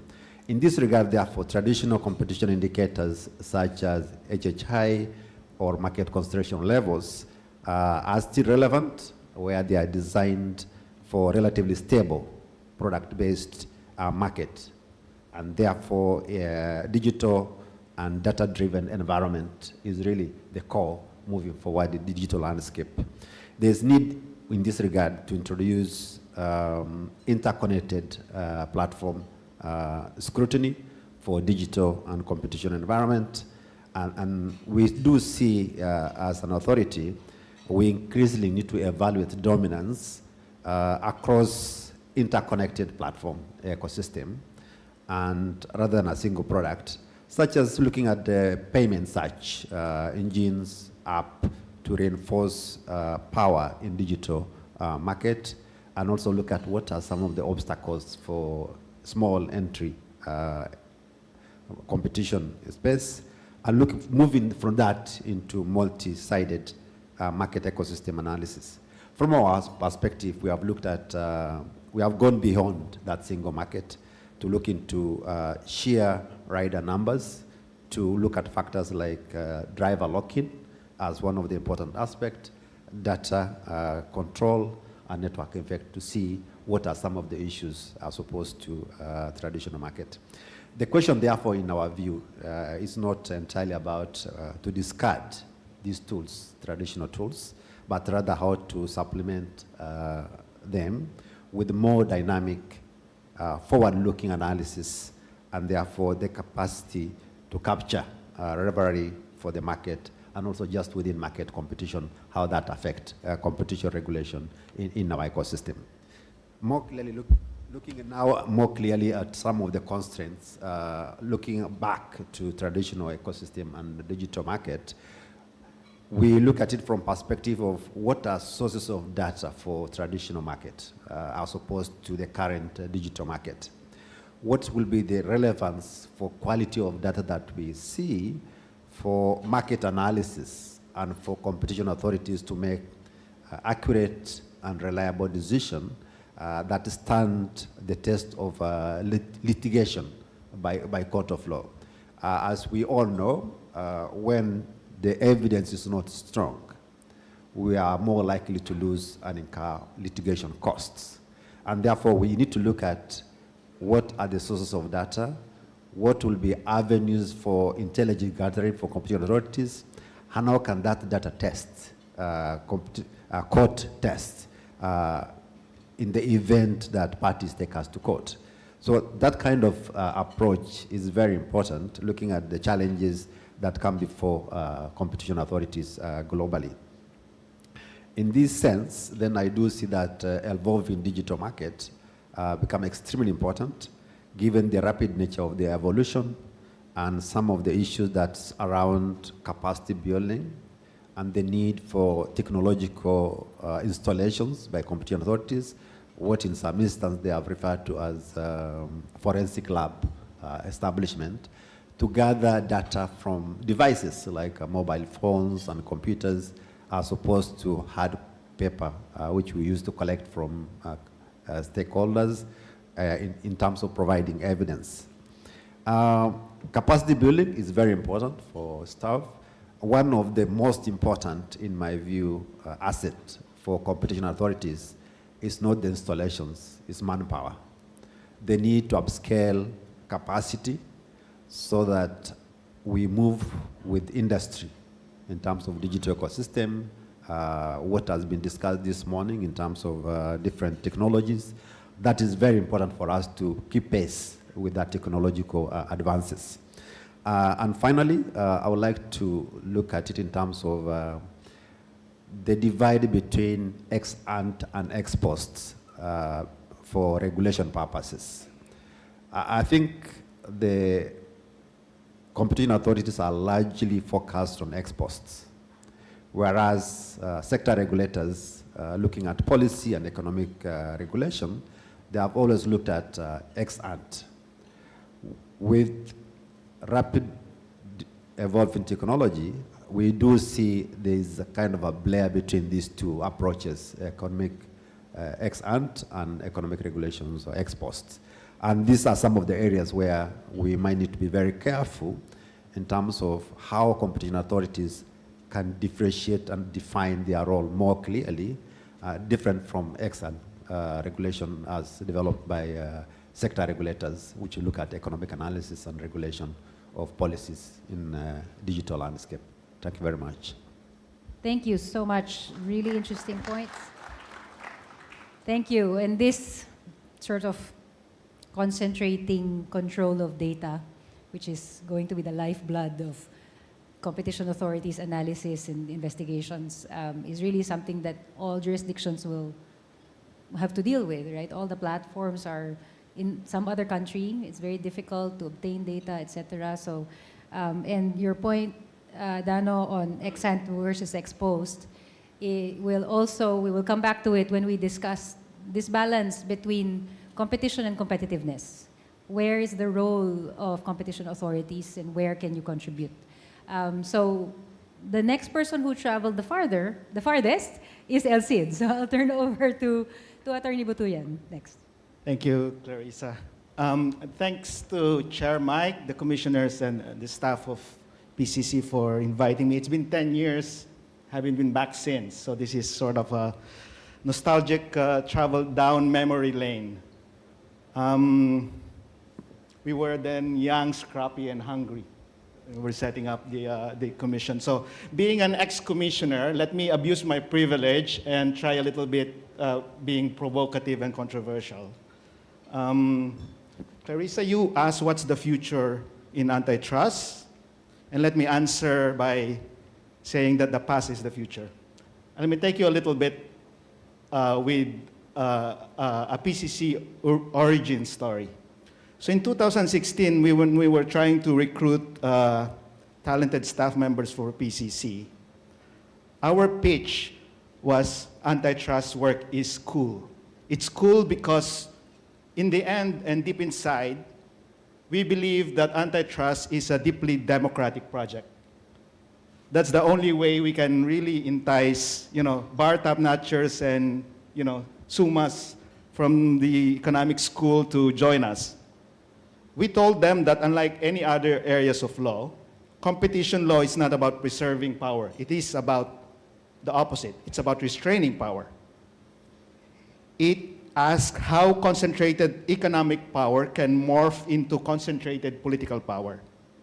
That is how extreme wealth translates into an inordinate amount of political influence, distorting representative institutions like Congress and co-opting key regulatory government agencies. So our rallying cry at that time for the new recruits was, if we care about keeping our republic, if we want to enjoy the fruits of representative democracy, then equality of economic opportunity is not optional. It has to be promoted and sustained. In essence, we told them that really is the hidden message behind the PCA. Of course, I had an inkling that this wasn't a fresh or inventive framing. In this country, the over-concentration of wealth is a concern of sufficient importance that no less than the Philippine Constitution addressed this by codifying social justice provisions, mandating that the state reduce economic inequalities and diffuse wealth for the common good. As early as 1987, the Philippine people understood this basic truth, that when the fruits of economic growth accrue to only few oligopolies, then state intervention becomes not just a legitimate but a necessary step. So Clarissa, you asked what is the most critical constraint, the binding constraint, or the institutional priorities that face competition authorities today. And I want to explore this topic by sketching the nexus between antitrust and democracy. For me, it's not resources or talent or some dynamic new fields or market that you've heard over the past few days. It's a state of mind that's a constraint. Specifically, the tendency to apply competition law in a purely technocratic sense, applying, with apologies to my friends, pure economics, the primacy of market, consumer welfare, and the unadulterated tradition of the Chicago School, as you are all familiar. In my view, we should not shy away from the more robust and important policy and societal impulses that animate the PCA and its underlying aim of preserving the democratic political order. There's a tendency to dismiss democracy talk in antitrust as purely rhetorical. But historically, in fact, antitrust law has always had political content. It has never been far removed from the democratic concerns. As a normative matter, antitrust has an important role to play in bolstering democracy. The real challenge is not whether it should, but how to specify that role in ways that are technically rigorous and institutionally credible. While we started talking about democracy at the time the PCC was set up in 2016, way back in 2016, there are in fact raging debates on this topic of the nexus between democracy and antitrust. As recent as, I think, we have a friend from OECD here, 2024, I think, and 25, US scholars are talking about this.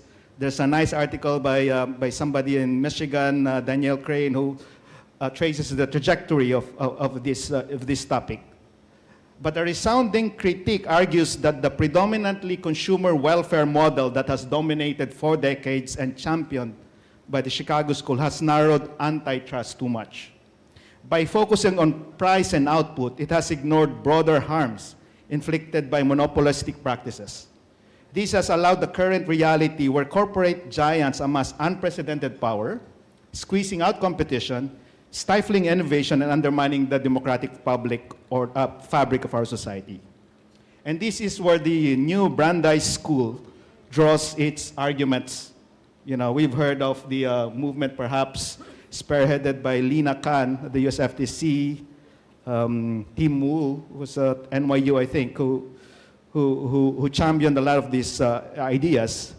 But they begin with a very simple but powerful premise, that market structure is deeply political. Not only because market can influence the operation of government, but also because corporate structure is political.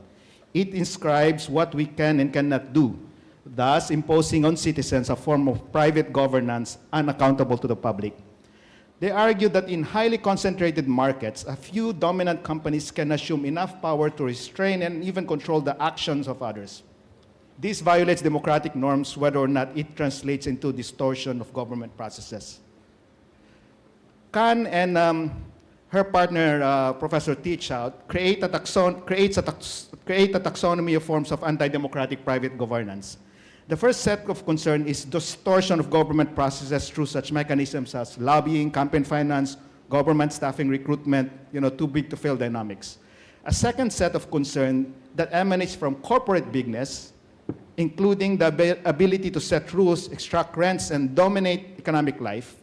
They argue that when economic power is truly unduly concentrated, it causes citizens to be unduly dominated in ways that inhibit them from exhibiting and modeling the vibrant sense of self that is required for true self-government. But these concepts are not easy to grasp for us accustomed to the ways of thinking in our field. For example, one might think, what exactly are the contours of your theory of harm when you introduce democracy considerations? How do you account for impact on consumers when you start thinking about consumers as also voters or citizens? How do you measure market share when the dominant firms in terms of the information ecosystem are not reaching the thresholds that's required under traditional approaches? And in local terms, how do you structure PCC's engagement with sector regulators who have substantive policy mandates that directly impact democracy, right? Most importantly, how do you preserve antitrust authorities as independent arbiters when you ask them to wade into contested political hot-button issues?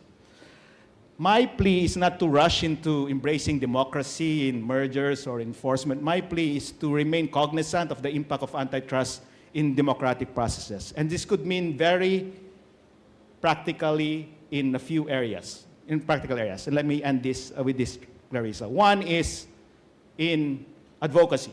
You can start doing some research and some work and having conversations, introducing the vocabulary, democratic conversations about your work, about antitrust work. Second is when it comes to prioritization, whether it's enforcement or some other work, whether you should more intensely focus or work on transactions or sectors that have impact on the democratic processes, whether it's regulating media, online. We had a lot of conversation about transaction, and partnership, whether you can partner with sector regulators, other agencies that might have a direct role in enhancing democratic processes. All in all, this is all to say there's much work to be done in this area, and I think if you start doing this work, antitrust will become cool again, as we predicted in the beginning. Over. Thank you, El Cid. I'm sure really fascinating points on antitrust enforcement as essentially can be a political and pro-democratic project, right? And while I give, I still call you Com Joey, while I give Attorney Joey Bernabe time for his rebuttal. I'll turn first because I can imagine this was a conversation in many rooms in the beginning, and as the technocrat in question, maybe I will give you some time to formulate your rebuttal to this, but I'll turn over to Dr. Francisco. You can still call me Jamu. I didn't Jamu. rebrand. Okay, Jamu. Yes. So thank you. I guess for me, back to your question of like two important changes or two things that are evolving. I see two things, and also from what the two other speakers have mentioned so far. The first is, well, it's a very different time now. 2016, 10 years ago, a few weeks ago, this was a thing on social media where you post something from 2016 and you now look at 2026. And even just that, I was looking at myself in the world I was in, so I said no rebranding. Much has changed in 10 years. I'm pretty sure much has changed in the markets that, one, you thought PCC should look at in 2016. And two, much has changed in the world so that there are actually markets, if you can still categorize it and box it in that way, in 2026. You know? I must confess, I'm an economist. I am from that dark side. You know? And the thing about economists is we are terribly good at what we do. But what we do is study outcomes. And prices and output is our favorite. Those are our favorite outcomes. But I always tell my students, the outcome doesn't always reveal the process by which it got there. And that's where I think the business perspective comes in along. Because the outcome will not always reveal what the source of market power was. The outcome will not always reveal whether there actually is market power. Yeah, I said that. It doesn't always reveal that. Economists have our theories and our textbooks to guide us. But in my view, the problem is that in 2016, those theories and textbooks were already questionable as to how they apply to the world in 2016, but all the more in 2026. We are in a world where some of us still do. We look at old things, we look at old products and old services in old ways. And in some sectors, maybe that still works. Top of mind, I'm thinking manufacturing. When you have a tangible physical product, typically, it's an old way by which you produce that. So you just look at prices and output, you just look at outcomes in the market because you can take for granted the fact that to produce that, it's the usual supply chain, supplier, raw materials, and that's it, right? But increasingly, there are, how is this going? New ways of doing old things, which means that what we assumed was the way market power, actually was derived from and how it translates to market power in your outcomes might be totally wrong. I am obsessing on one particular sector because of some sort of personal relevance. But I'm reminded of like banking. I know this is not necessarily your realm, but banking, I think, as consumers, we understand. In the 90s, when they liberalized the banking sector and allowed foreign banks to come in, there was a specific limit. Aside from ownership, there was a limit in the number of branches that they can open. And back then, I suppose for regulators, that made absolute sense because what's the primary asset when you open a bank? Sorry, like when in the distribution of banking services, what's the primary asset? Sorry, I forgot this, not a class. The primary asset, I think, is like your location, right? Because like physically, if you are not there, then where will they bring the cash? Especially in the Philippines, if this was primarily a consumer banking market. So by limiting the branches, you limit the location, you limit access to customers to cash, you limit the ability to establish relationships because banking is really about relationships, especially whether it's B2B or B2C. Fast forward to 2015, 14, I think, was when they amended that law.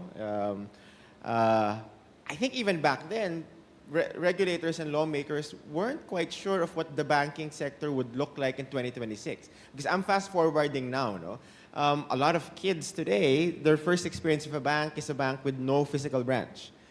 Digital banks. And I'm not talking about banks with digital outfits.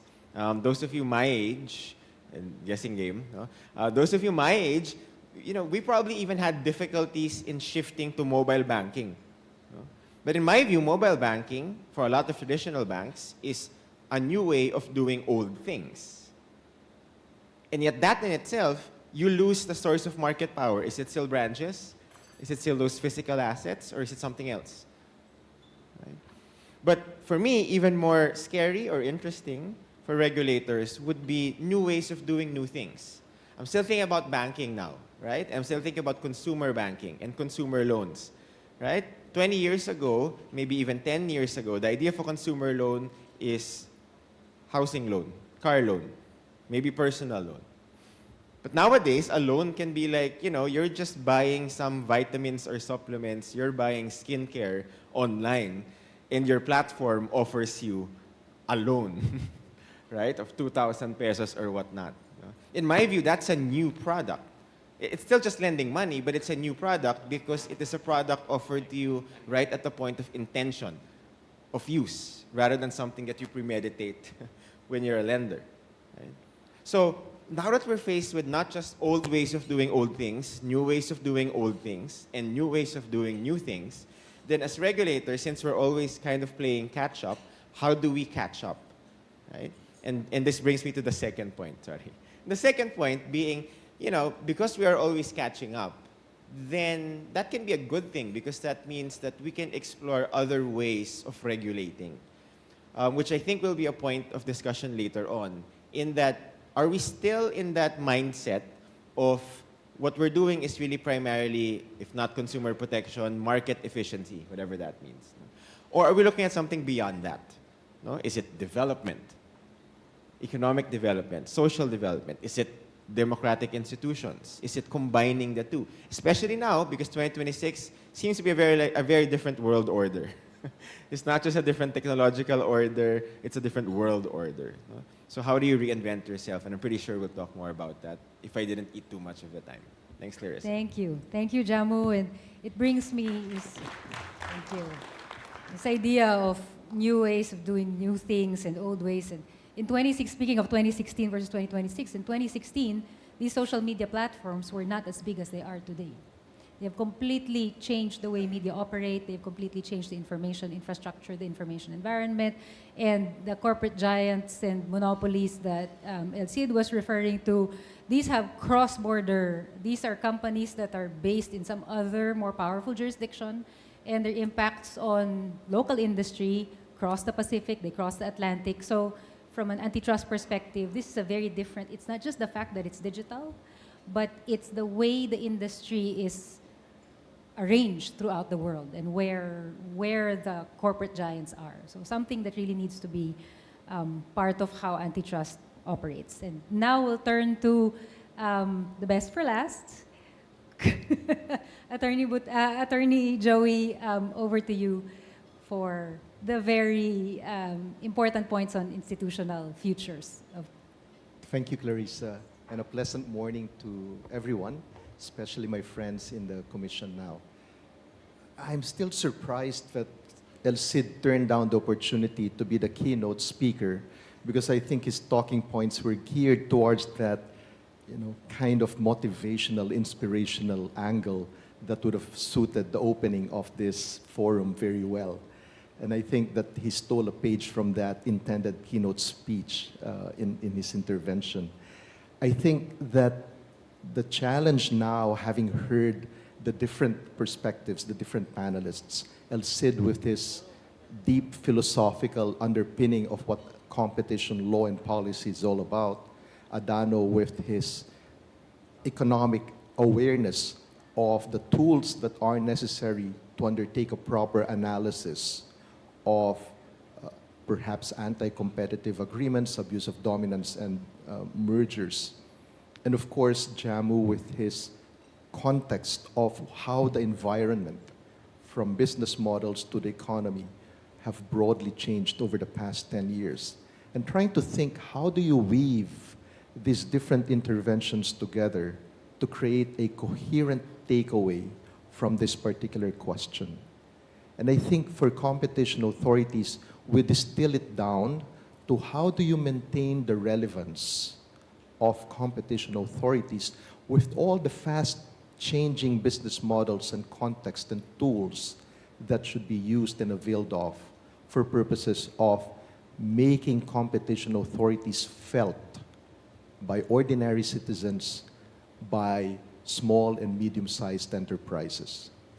And I think that question of relevance can further be distilled down into a question of, one, the discernment required of competition authorities and staff. What you choose to focus on when investigating and enforcing.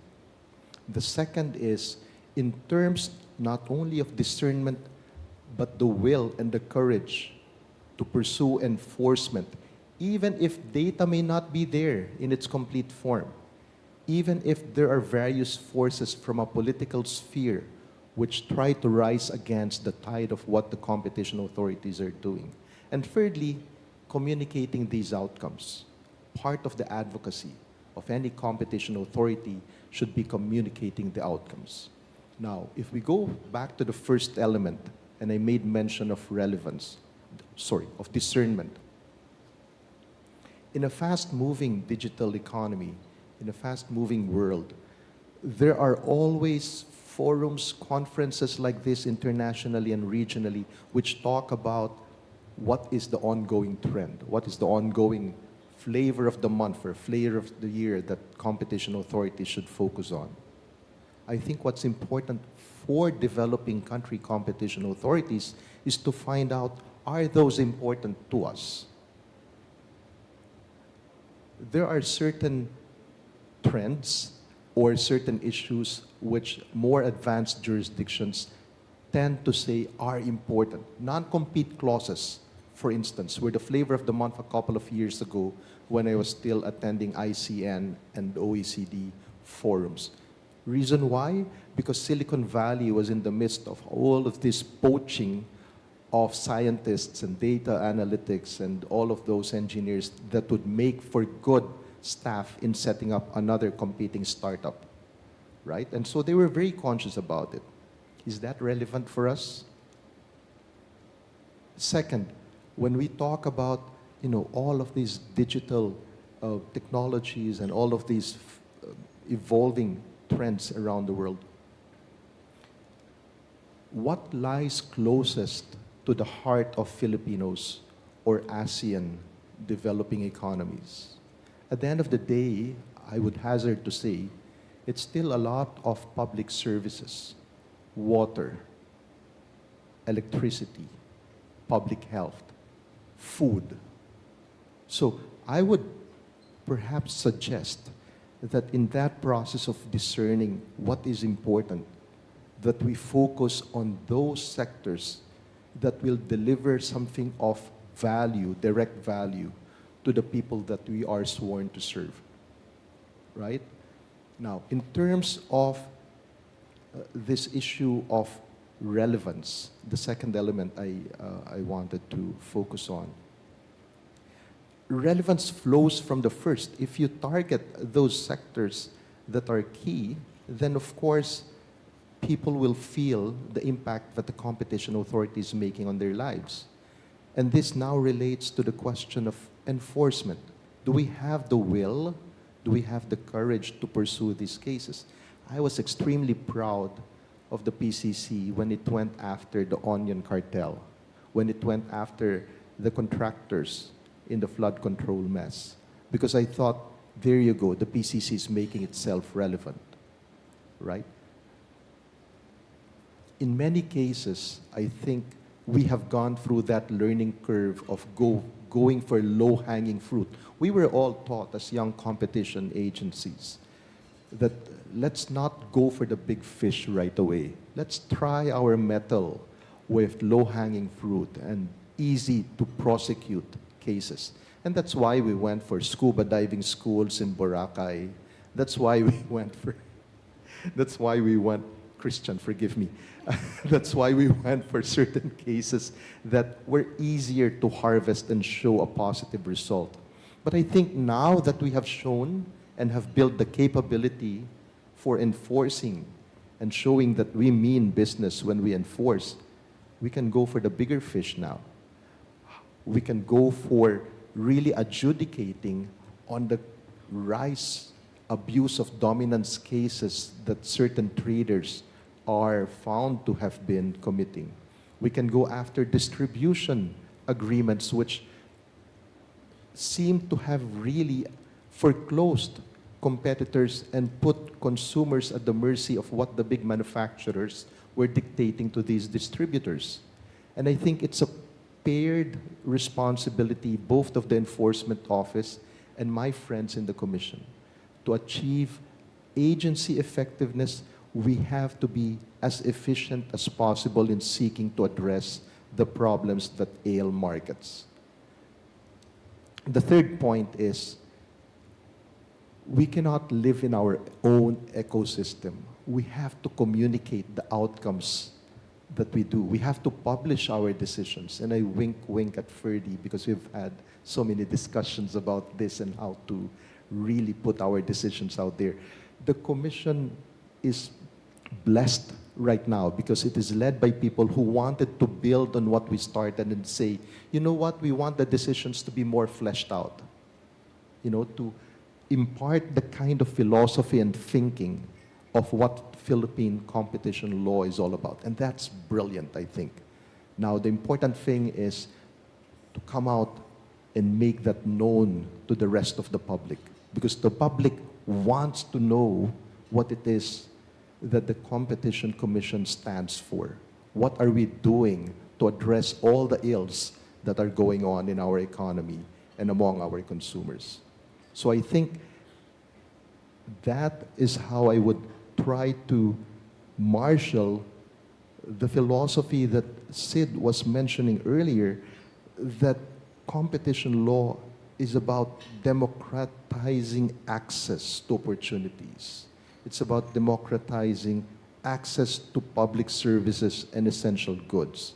And that should drive the motivation for the Commission to keep pounding away, keep enforcing, try to be brave about the fact that even if the data is not complete, come up with models that rely on well-known assumptions and use that in order to come up with statements of objections and come up with solid reports that the Commission and Bank can use to properly adjudicate. I give a nod to what Jamu was saying earlier, in the sense that the world has changed over the past 10 years. And competition authorities perhaps should not be looking at themselves strictly from the convention that we are ex-post actors. I think the point was made earlier that in this world, perhaps there is a blurring of the lines and responsibilities of what competition authorities should do.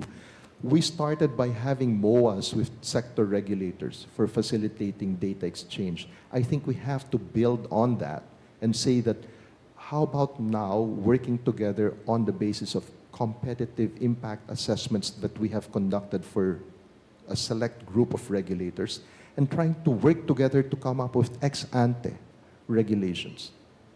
Fortunately or unfortunately, Filipinos, as perhaps with other businessmen around the world, will push the envelope of what they can get away with.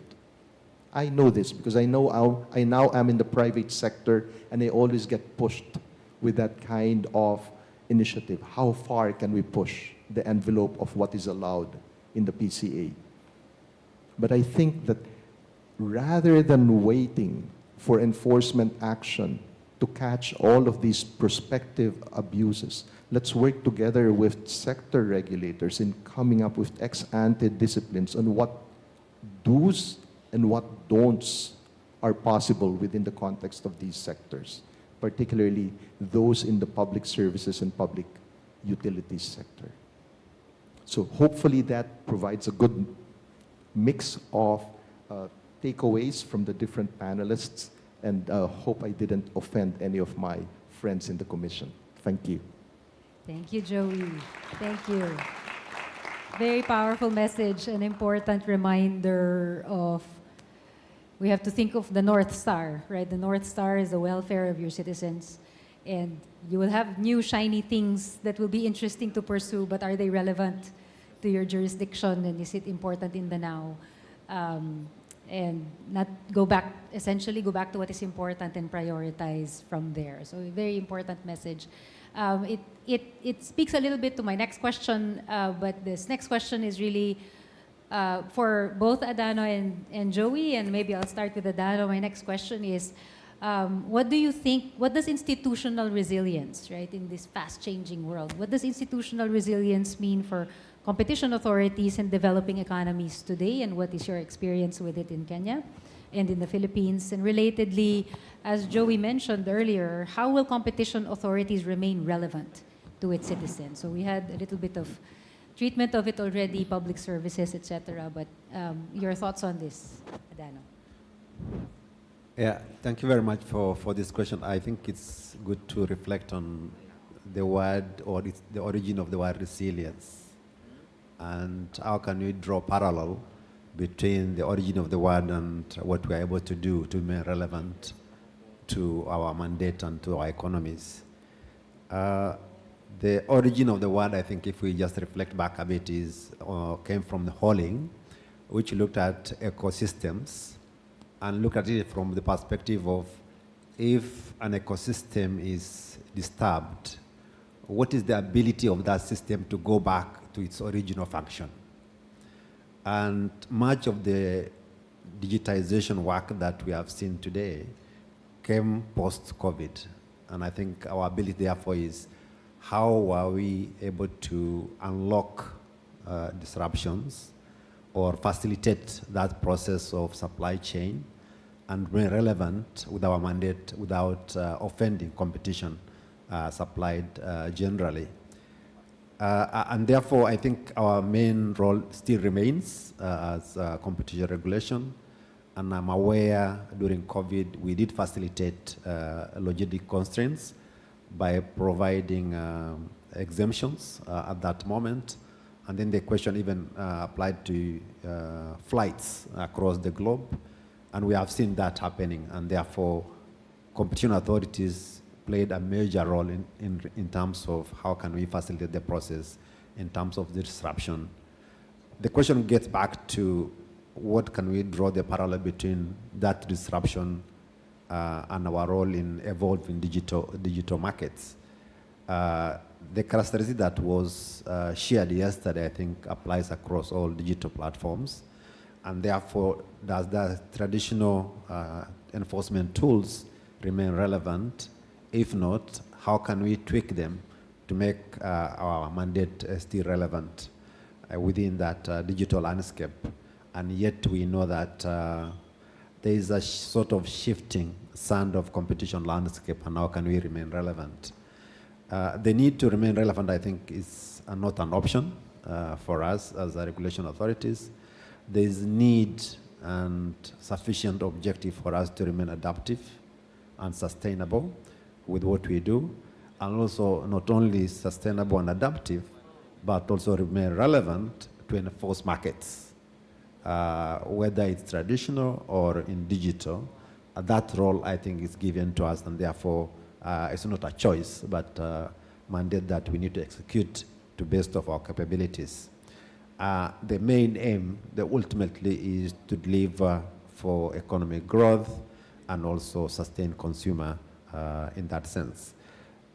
In my view, I think, just to summarize it up, is that for us to be relevant, we still need, regardless of the landscape or ecosystem that we operate in, to create a level playing field for all the players, or even potential players, to face dynamic markets and ensure that disruptions that we have seen does not violate competition law, and we remain relevant. And to remain relevant, of course, we need to learn from others across the globe. More mature agencies are also taking action in terms of what needs to be done in digital platform, in evolving markets. What are some of the lessons? I'm aware some of the attempts are still in pilot phase, or proposals for that matter. But I think they still need to learn from those attempts and see how relevant are those attempts to our contexts. I think context is extremely important. We don't cut and paste, but see what serves our communities and our economies based on those. The other aspect I think which I do see coming up is, given the provision of the laws that allows us the mandate to operate within that framework, are our laws adaptable? And is there a need to relook at some of those provisions or add more provisions that make us relevant and able to enforce? As I mentioned earlier, enforcement will also require both sides to speak to each other in a way that allows us to be partners in competition enforcement. And therefore, the amendments, looking at the practice, looking at the challenges of the law, providing additional input to the law to make us enforce the law, in my view, still remain relevant. And therefore, to be resilient, as you asked, is we need to do all those things. Landscape have changed, but we need to be more focused on what is our mandate, how can we remain relevant, how can we amend the law, and law support what we do. And I think in most cases, the reason why I'm saying this is that we are not able to enforce beyond the provision of the law. And therefore, that I think is very important in terms of learning from best practices and also learning from others in terms of what we can achieve going forward. Thank you. Thank you. Joey, any further thoughts on the question? Thank you. I think Adano hit all the right spots in his intervention. Perhaps just to complement it a little bit by, well, one, I love the way he put forward etymology of the word resilient. I wasn't aware of that. But really, if it's going back to our mandate, our mission, I think two things come to mind. One is an awareness that we are there to primarily protect consumer welfare without being trapped in that Chicago school of thinking that for as long as consumers are benefited in the short run, then there's nothing wrong with the markets. The second is the complement to that, which is always take the longer view that we are there to also serve businesses, that business sector is not our enemy, it's not a beast that we have to sort of like wrestle to the ground and pound until submission. We have to bear in mind as well that when it comes to business, the lay of the land is that 9% of all businesses in the Philippines are small and medium-sized. Of course, the 90% are said to be all micro. But let's focus on the small and medium-sized enterprises who are probably most prone to being affected by practices by other players in the business sector, i.e. some of the bigger ones, and try to see how do we address their concerns? How do we facilitate their ability to jump on the value chain that would allow them to participate in a more integrated business model and economic framework? The second is, in terms of that just statistic that always comes to mind, how much do these 9% of small and medium-sized enterprises contribute to the national GDP? The World Bank says it's about 36%. So can you imagine if you are able to help that sector of the business, which contributes more than 1/3 to the GDP, you would have an immediate champion, an immediate ally that will help you withstand any political move to dilute the powers of the PCC. And to me, that speaks to the issue of resilience. When you have forces always trying to mitigate the powers of an agency which gets in the way of trying to expand business operations, sometimes illegitimately, your strongest counter move is to make sure that you have champions and allies in the key sectors of the economy. I mentioned consumers, and the repercussions on that is fairly obvious if we address the concerns of daily subsistence, the cost of living issues that consumers contend with. And secondly, if you have those allies in the business sector, i.e. the small and medium-sized enterprises, then you have a powerful network that you can use to parry off any attempts to try and mitigate or dilute the power of the PCC.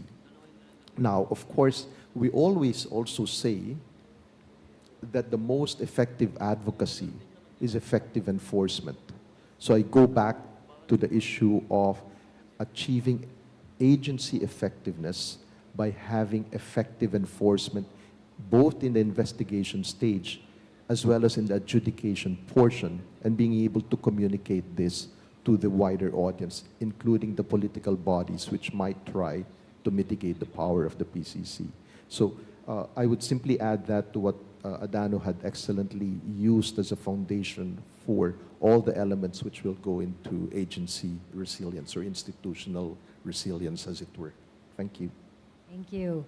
In the interest of time, I will pose the next question for Elsie Denjamu, but if you have thoughts and reflections from the previous question, please feel free to add them on. Our next question is, how should competition authorities adapt their economic frameworks to assess market power in fast-changing and digital markets? What kind of market power should competition authorities be most worried about today? And are existing institutional arrangements and economic tools still adequate? Are our institutions still fit for purpose? I'll start with Elsie. Thanks, Clarissa. Very tough question, but perhaps let me apply in very practical terms my initial proposition on how a framework of considering democratic considerations in regulating some of these markets that we talk about the past few days, the past day. Online platforms and perhaps traditional media.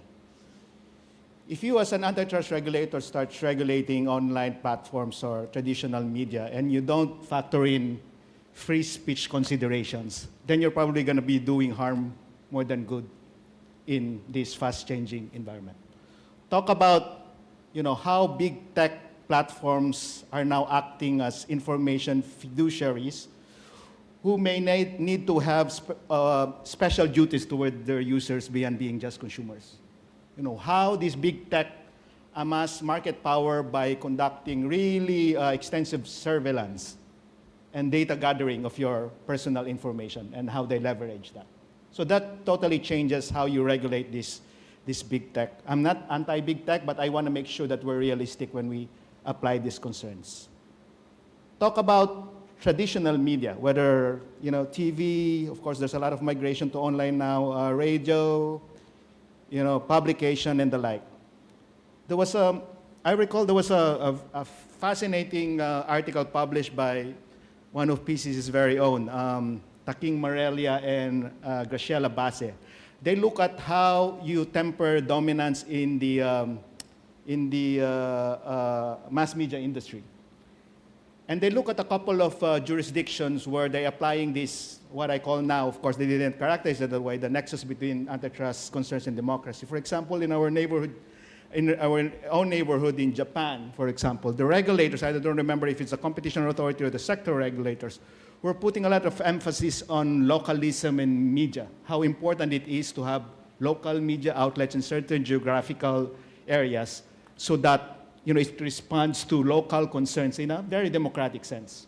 And how they actually apply perhaps merger or licensing using this lens that enhances, as you could imagine, democratic responsiveness.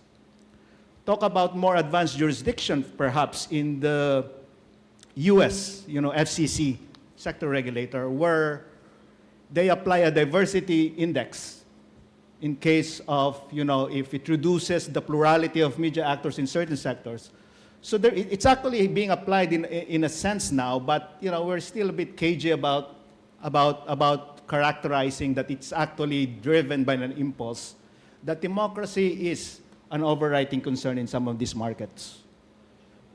I think there was a UK OTC case where BBC was also referred for enforcement. I don't know what the latest on this, that they referred in the article, which actually also look at reduced plurality in terms of certain players in areas of concern for for the enforcement regime.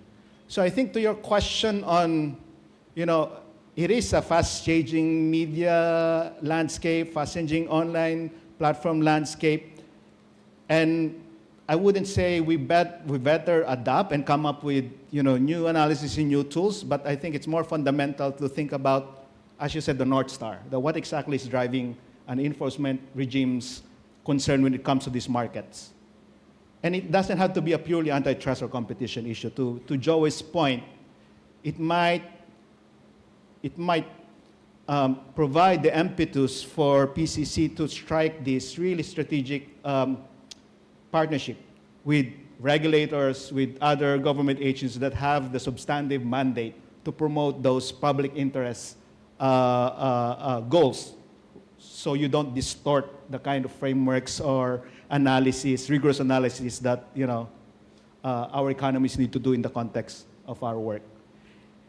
And lastly, again, to my sense, it's not rocket science when you say, competition authorities are concerned about democracy not in a direct sense, but in an indirect sense, whether the kind of priorities we do, where we employ our talent and resources in terms of enforcement or merger, are areas where they have significant democratic impact. For example, and this is a shout out, I don't see him perhaps to Christian de los Santos, Jen, and all those enforcement people. I cheer whenever I see them TV being interviewed in that flood control investigation and down raid, which is quite impressive.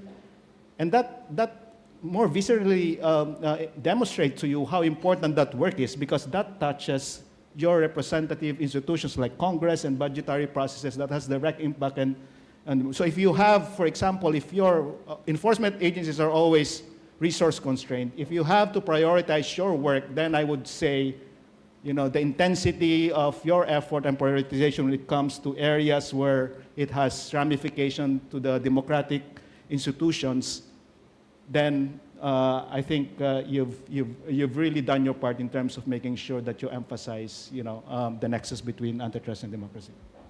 Thank you. Over to you, Jamo. Yeah. So again, obviously in economics, we assume that every firm is a profit-maximizing one, right? And if you're a non-economist, that automatically makes you think of firms as bad, right? Because they're driven by profits. What I think economists don't look hard enough and look long enough is how firms try to maximize profits. In the business literature, Barney, not the purple dinosaur, no, but Barney is known for articulating what competitive advantage means. If you're a business, that's what you want to achieve, right? You want to achieve an advantage over the competition.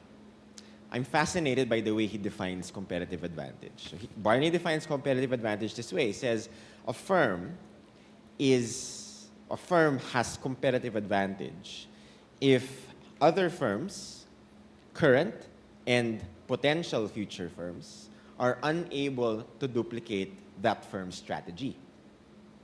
So the firm has competitive advantage. What's more interesting, though, is this concept of sustaining that competitive advantage. Because you have a competitive advantage, you can lose it tomorrow. You can lose it next year. In a fast-paced world, you can lose it in a minute, right? Barney defines competitive advantage quite differently, and I hope you listen to the words. A firm has a sustained competitive advantage if other firms duplicate the strategy but are unable to reap the same benefits. If you're a firm that's like, oh, that's my goal because they can copy my strategy, but there's an X factor, there's something in me that they can't just copy. For regulators, that's a scary part because apparently you have to find out what allows them to maximize their profit. What is that gives them that edge? And to your point earlier of how, okay, what sector do we look at, right? SMEs, workers, low-hanging fruit, high-hanging fruit, or whatever. I think an important thing to consider now is ultimately it's becoming like a balancing act. No? Later on, we're going to talk about, if we have time, I guess, competitiveness and competition policy and how they align or do not align. I feel that one of the important things that we have to look at now are how that outcome, that market share, that pricing is actually arrived at. Second point is I like Joey's point of how we are not here to pound businesses to the ground, big or small. Or maybe we are, I don't know. Airline industry, most parts of the world, heavily disrupted in the 90s or 2000s or 2010s by the budget carrier. And sure, liberalization of the skies had some effect on allowing the budget carrier to thrive. In business, we call the budget carrier, whether it's your local ones or the international ones, essentially we call them a disruptor. What's a disruptor? In business terms, a disruptor is a new entrant or a player in a market that caters to a niche or segment of the market that the strong, dominant, mighty incumbents didn't look at before. But eventually that niche grows to become the mainstream. And the business model, which usually is the one that is being innovated by the disruptor, is what becomes mainstream. So if it's all about consumer protection or whatever it is, or efficiency, if you look at outcomes, if a piece of air had been introduced, I guess that's disruption. So I wonder if regulatory commissions and competition policy can also focus on, rather than pounding, enabling innovative disruption. So when you look at the market, are you trying to unshackle the market in order to destroy competitors? Destroy dominant players? Or can you instead try to unshackle the market so that innovators can actually have a fairer chance in disrupting the game without you having to touch it? Because there you align the profit motive, there you align the search for sustained competitive advantage with what ultimately might become more economic efficiency, better consumer welfare. Thank you. Thank you very much. And I think you touched on what's going to be my next question, and I will use that to also allow the rest of the panel to weigh in, because in the interest of time, I'll go through really quickly. My next question is on competition and competitiveness, Jamu, as you mentioned. Are they always aligned? Or do developing economies such as ours need to accept certain trade-offs where you prioritize one over the other? Does competition policy and enforcement need to move beyond the purely economic lens? Or should it widen its view, as Elcid has been telling us, widen its view to include social welfare impacts, democratic values, and protecting democratic institutions? So this point on competition, competitiveness, and social welfare impacts, does anybody in the panel want to weigh in? I think I stumped you. I'm proud. Go ahead, Joey. If I may go first. Over the past 10 years, a lot of things have changed. And part of what has changed has been my perspective on the supremacy of competition law and policy. I always thought that among all the legitimate policy objectives of the state, competition law should be number one because it unlocks markets, potentials, efficiencies, and all that. Well, 10 years later, I have a slightly nuanced view of that. And I think competition law and policy is just one of the many legitimate policy objectives of the state. And in fact, in certain situations for developing countries, it should actually give way. If you look at this book of Thomas Cheng, who was invited in some PCC forum, or I think CLPP a week or two ago, he had a book about 5 or 10 years ago, which talked about the trajectory of a lot of developing countries, which are now newly industrialized or developed countries, and how they used industrial policy to get where they are.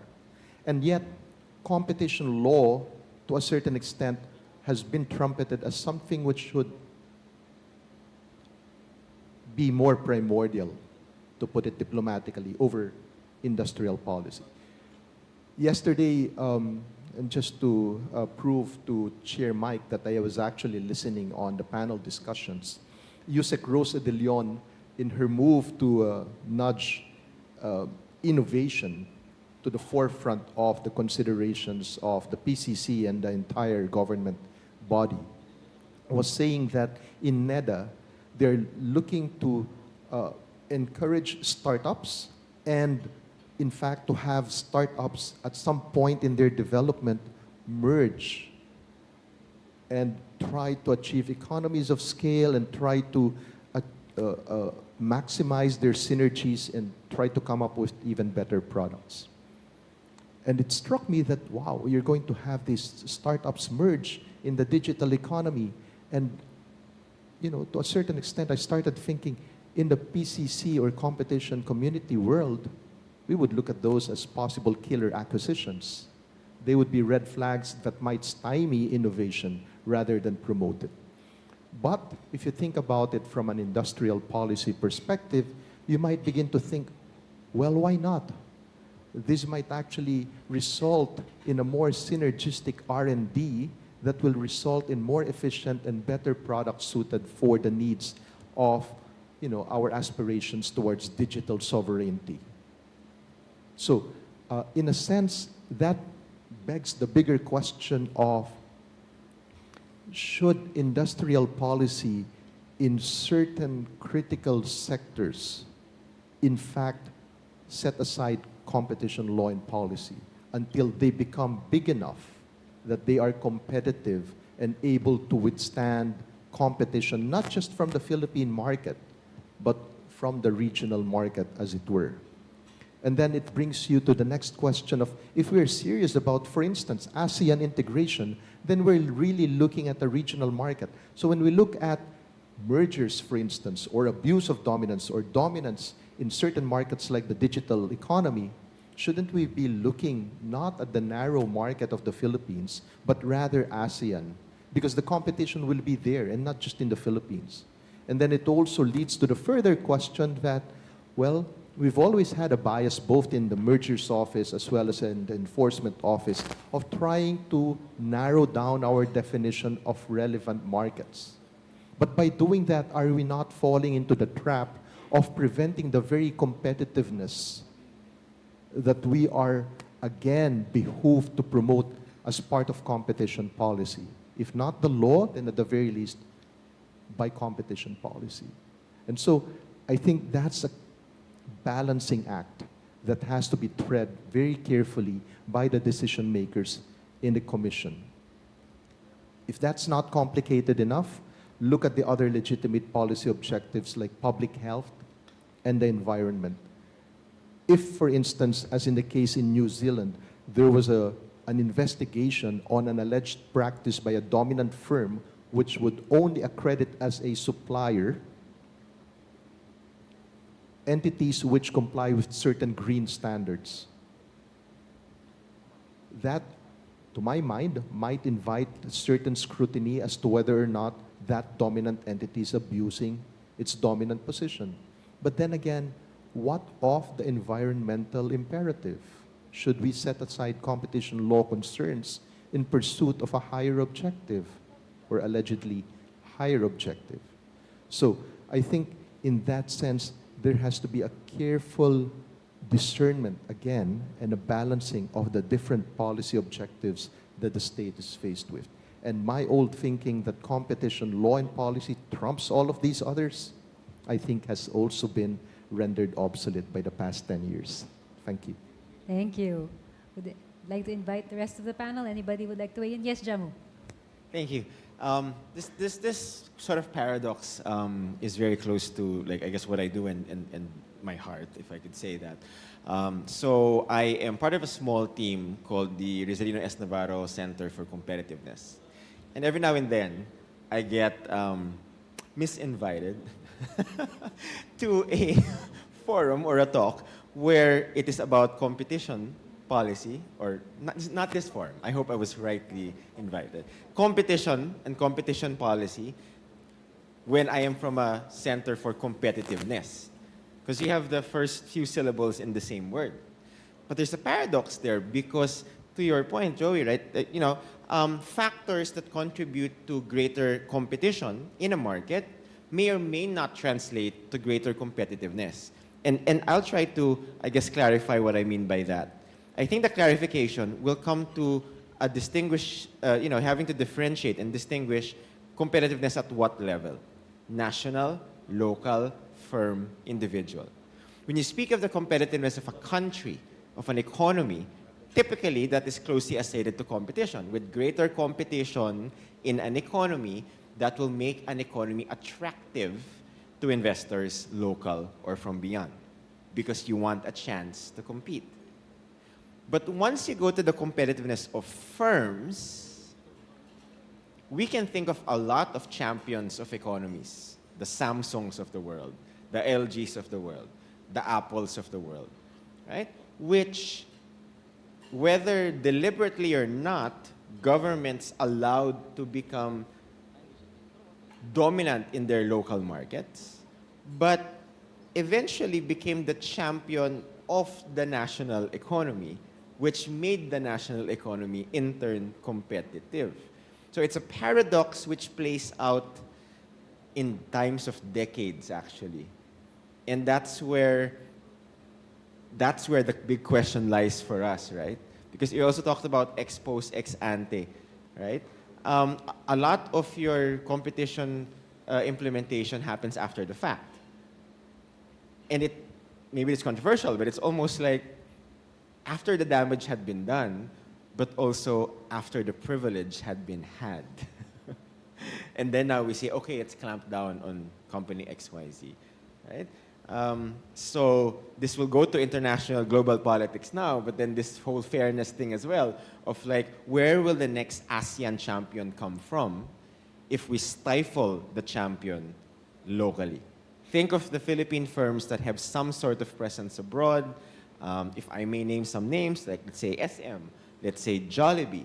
Many of these firms enjoyed economies of scale, which is not necessarily uncompetitive, but they enjoyed that scale. And without that scale, how could they have that chance of making it there in the top leagues? So it's some paradox that I think we've always known, but we also have to recognize again and again, both in the economics office and in the implementation office and all of the other offices.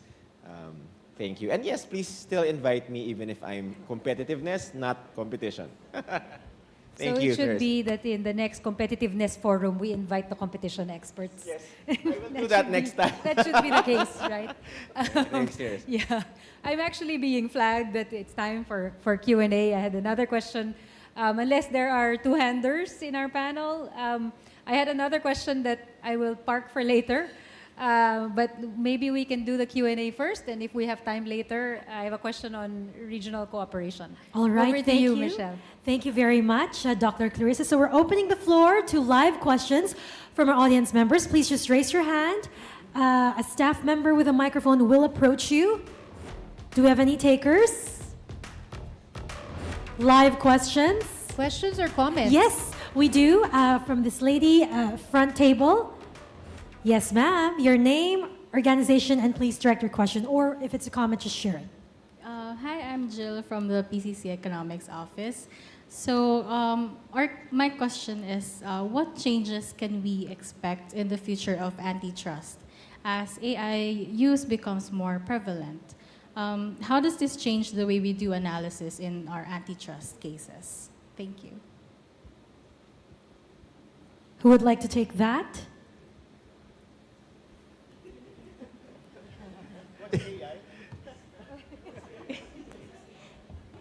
Do you know certain agencies now, they plug in all the data into an AI and it comes up with its merger analysis?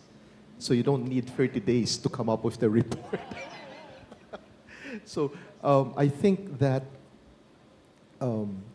levity aside, or perhaps only half, you can actually make the work more efficient by, number one, maintaining a database of all the information that have been called in past merger reviews for all the sectors that have been subject of that. And because journals and publications and disclosures even to the PSE and SEC are available to the public, make sure that that database is updated so that when another merger comes up, for instance, that would pertain to that particular sector, you already have a wide amount of data that you can use, and therefore you don't have to go requesting for information, not only during the sufficiency stage, but even in the first week after the phase 1 review has started.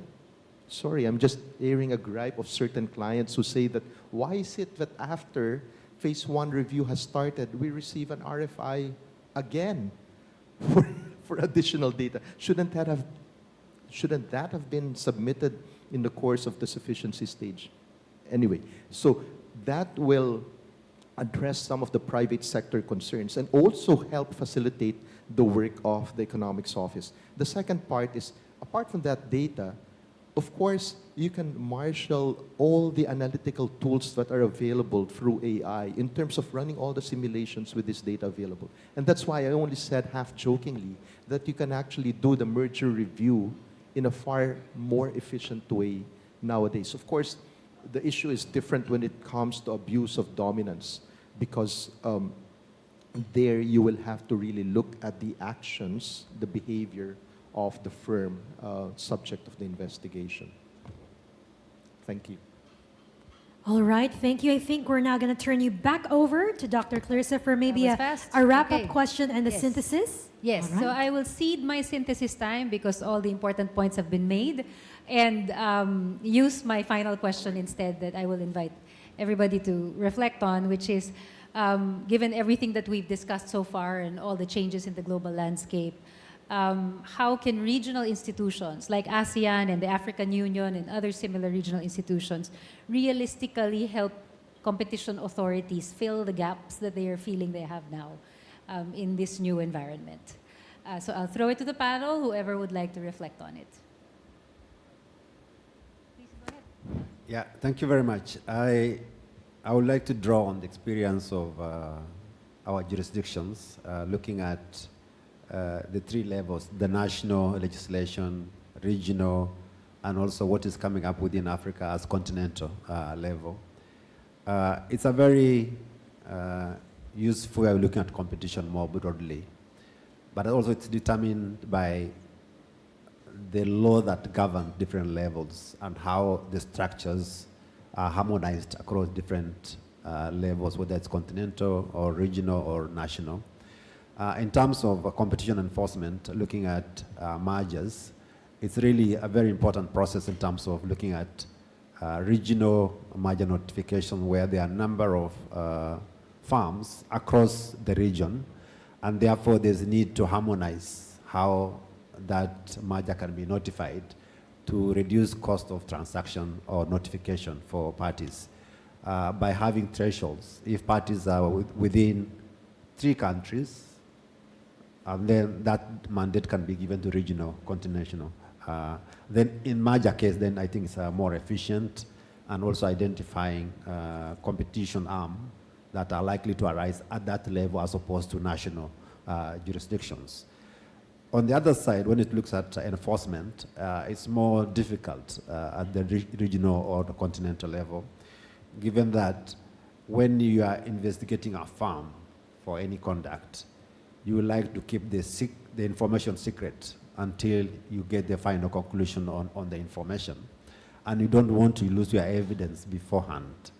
So in that sense, therefore, how do you enforce a cartel case in the region when you are very clear about the evidence you have is for about the country, and there's no regional authority which has power over national jurisdictions? And therefore, there are different ways of looking at it, and I think for our case, our experience, it's difficult for enforcement, it's very useful for competition, merger analysis, and therefore efficient in attracting investment across countries. And I think that will be an ongoing process that we are looking at it now. It will come clearer how we can implement. There are other judicial, like the European Union, have a similar structure, but they are working better than what we are doing because of the structure of our markets. And also, I think that is one of the things that we need to look at in terms of context and how our markets are different from existing other jurisdictions. And moving forward, I think there is value in having cross-border engagement or collaboration.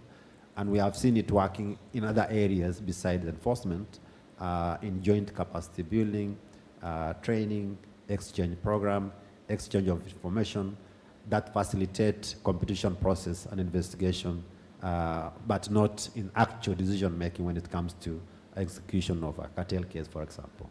Thank you. Thank you very much. And any view from ASEAN cooperation as Jamu? final word? Sid? I've done work in enforcement, but it relates to enforcement of anti-corruption norms, where I've done, foreign bribery stuff. And what you said, Nano, resonates.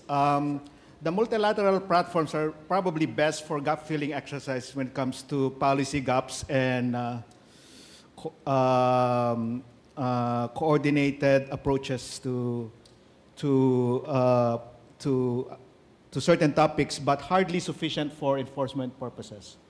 I have seen, though, that soft networks of information sharing, coordinated, approaches to target firms, and even what I call piggyback or carbon copy prosecution, meaning to say certain practices have been prosecuted, although I realize that cartels are sometimes localized because the structures and the arrangements are different. But I've seen some follow-on carbon copy, I would call it carbon copy prosecution, which piggyback on previous enforcement actions in certain jurisdictions that are highly successful in the same, because there's commonalities in terms of the way that practices have been involved. But it's probably more at the level of information sharing, level of intelligence, sharing, and probably building that durable trust network between enforcement officials across jurisdictions. Thank you. And Joey, you will be our last word. Thank you. I think Sid made an excellent point about the approach of piggybacking. And I think that's something that can be usefully considered in the context of ASEAN, particularly with our ASEAN Framework Agreement on Competition having already been agreed under the leadership of the current set of commissioners and COMBEF Medrano's active participation and chairmanship of those negotiations, in fact. The other important aspect, I believe, is that while the competition authorities in ASEAN are on board in terms of greater regional cooperation and trying to achieve a certain modicum of consistency in the way that competition laws are enforced, your reference, Sid, to soft networks or soft law as being a critical ingredient in trying to facilitate that kind of cooperation and alignment cannot be understated. And I think the AEGC, having adopted the ASEAN Competition Action Plan for 2026 to 2030, moves in a very good direction in that. Because part of the component is having a competition network similar to the ICN, for instance, but on a more localized and regional basis. So this means less travel time, less jet lag, less intimidation from advanced jurisdictions who are talking over your head. You'll be more comfortable talking among peers who have a similar level of expertise and experience about issues which matter for the region. So I think that ASEAN Competition Network will be a watershed for this kind of cooperation, not just among government agencies, but the private sector, academe, civil society, consumer groups, and all those stakeholders who matter but haven't found their voice in this community that is trying to build a culture of competition. Thank you. Thank you very much, and thank you to all our panelists for that inspiring hour and a half. And I will turn us back over to Michelle. Thank you as well to our moderator, Dr. Clarissa David. Now, at this point, we will now proceed with the awarding of certificates of appreciation. May I call on stage PCC Commissioner Michael Peloton to award the certificates? Commissioner? Hi, sir. All right. We shall begin with Dr. Clarissa David, our panel moderator. A round of applause, please.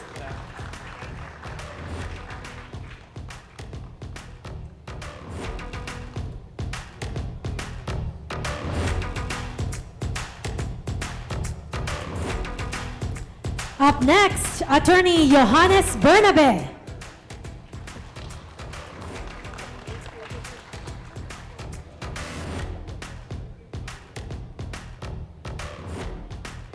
And we're now going to Attorney Sid Butuyan.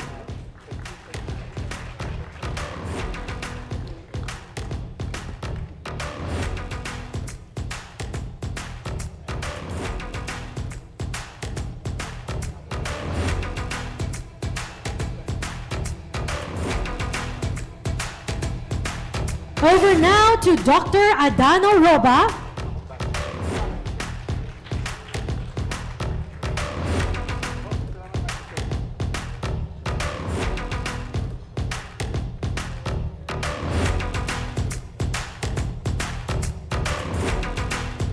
And finally, Dr. Jamil Francisco.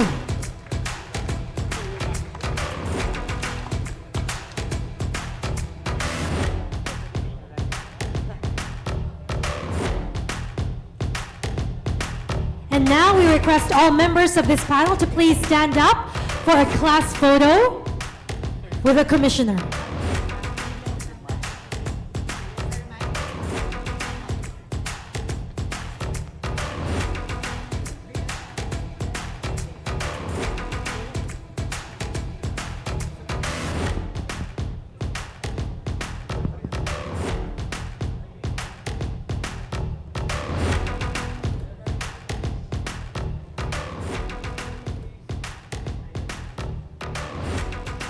Another round of applause, please, ladies and gentlemen. Thank you once again to our distinguished moderator and panelists for a forward-looking and thought-provoking discussion. Now, as we conclude the formal sessions of the 2026 Manila Forum on Competition in Developing Countries, we are honored to hear the closing remarks from the Executive Director of the Philippine Competition Commission. May I now invite on stage Dr. Kenneth Tanate to deliver his closing remarks.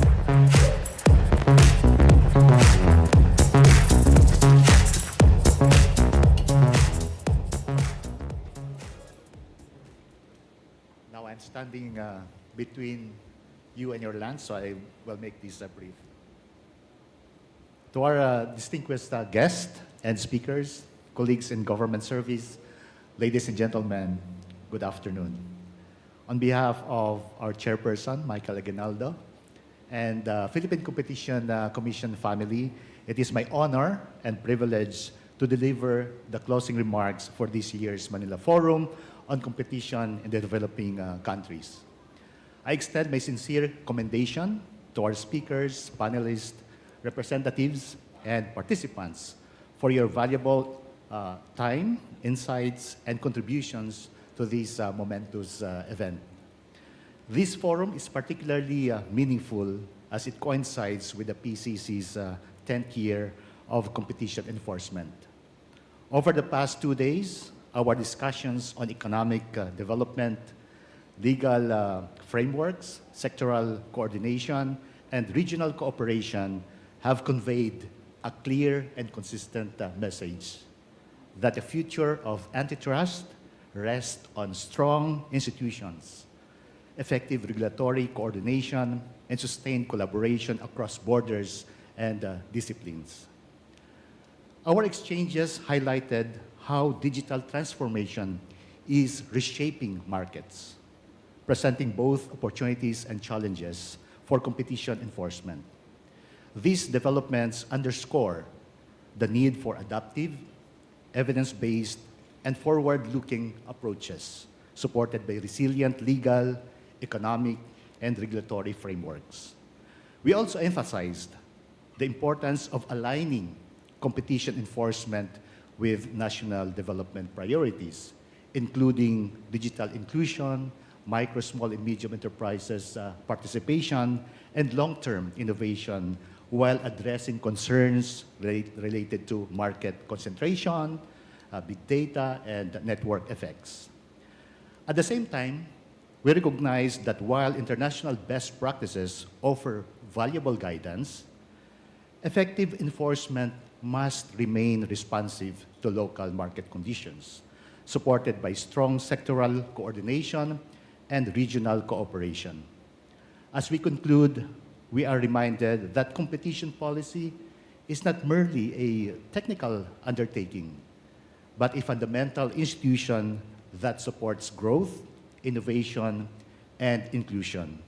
So the task before us is to translate the insights gained from this forum into credible policies, principled enforcement, and resilient institutions. So may the conversation that began here would continue beyond this forum, strengthening partnerships and guiding competition regime toward a dynamic and inclusive future. Thank you, and a pleasant afternoon to all.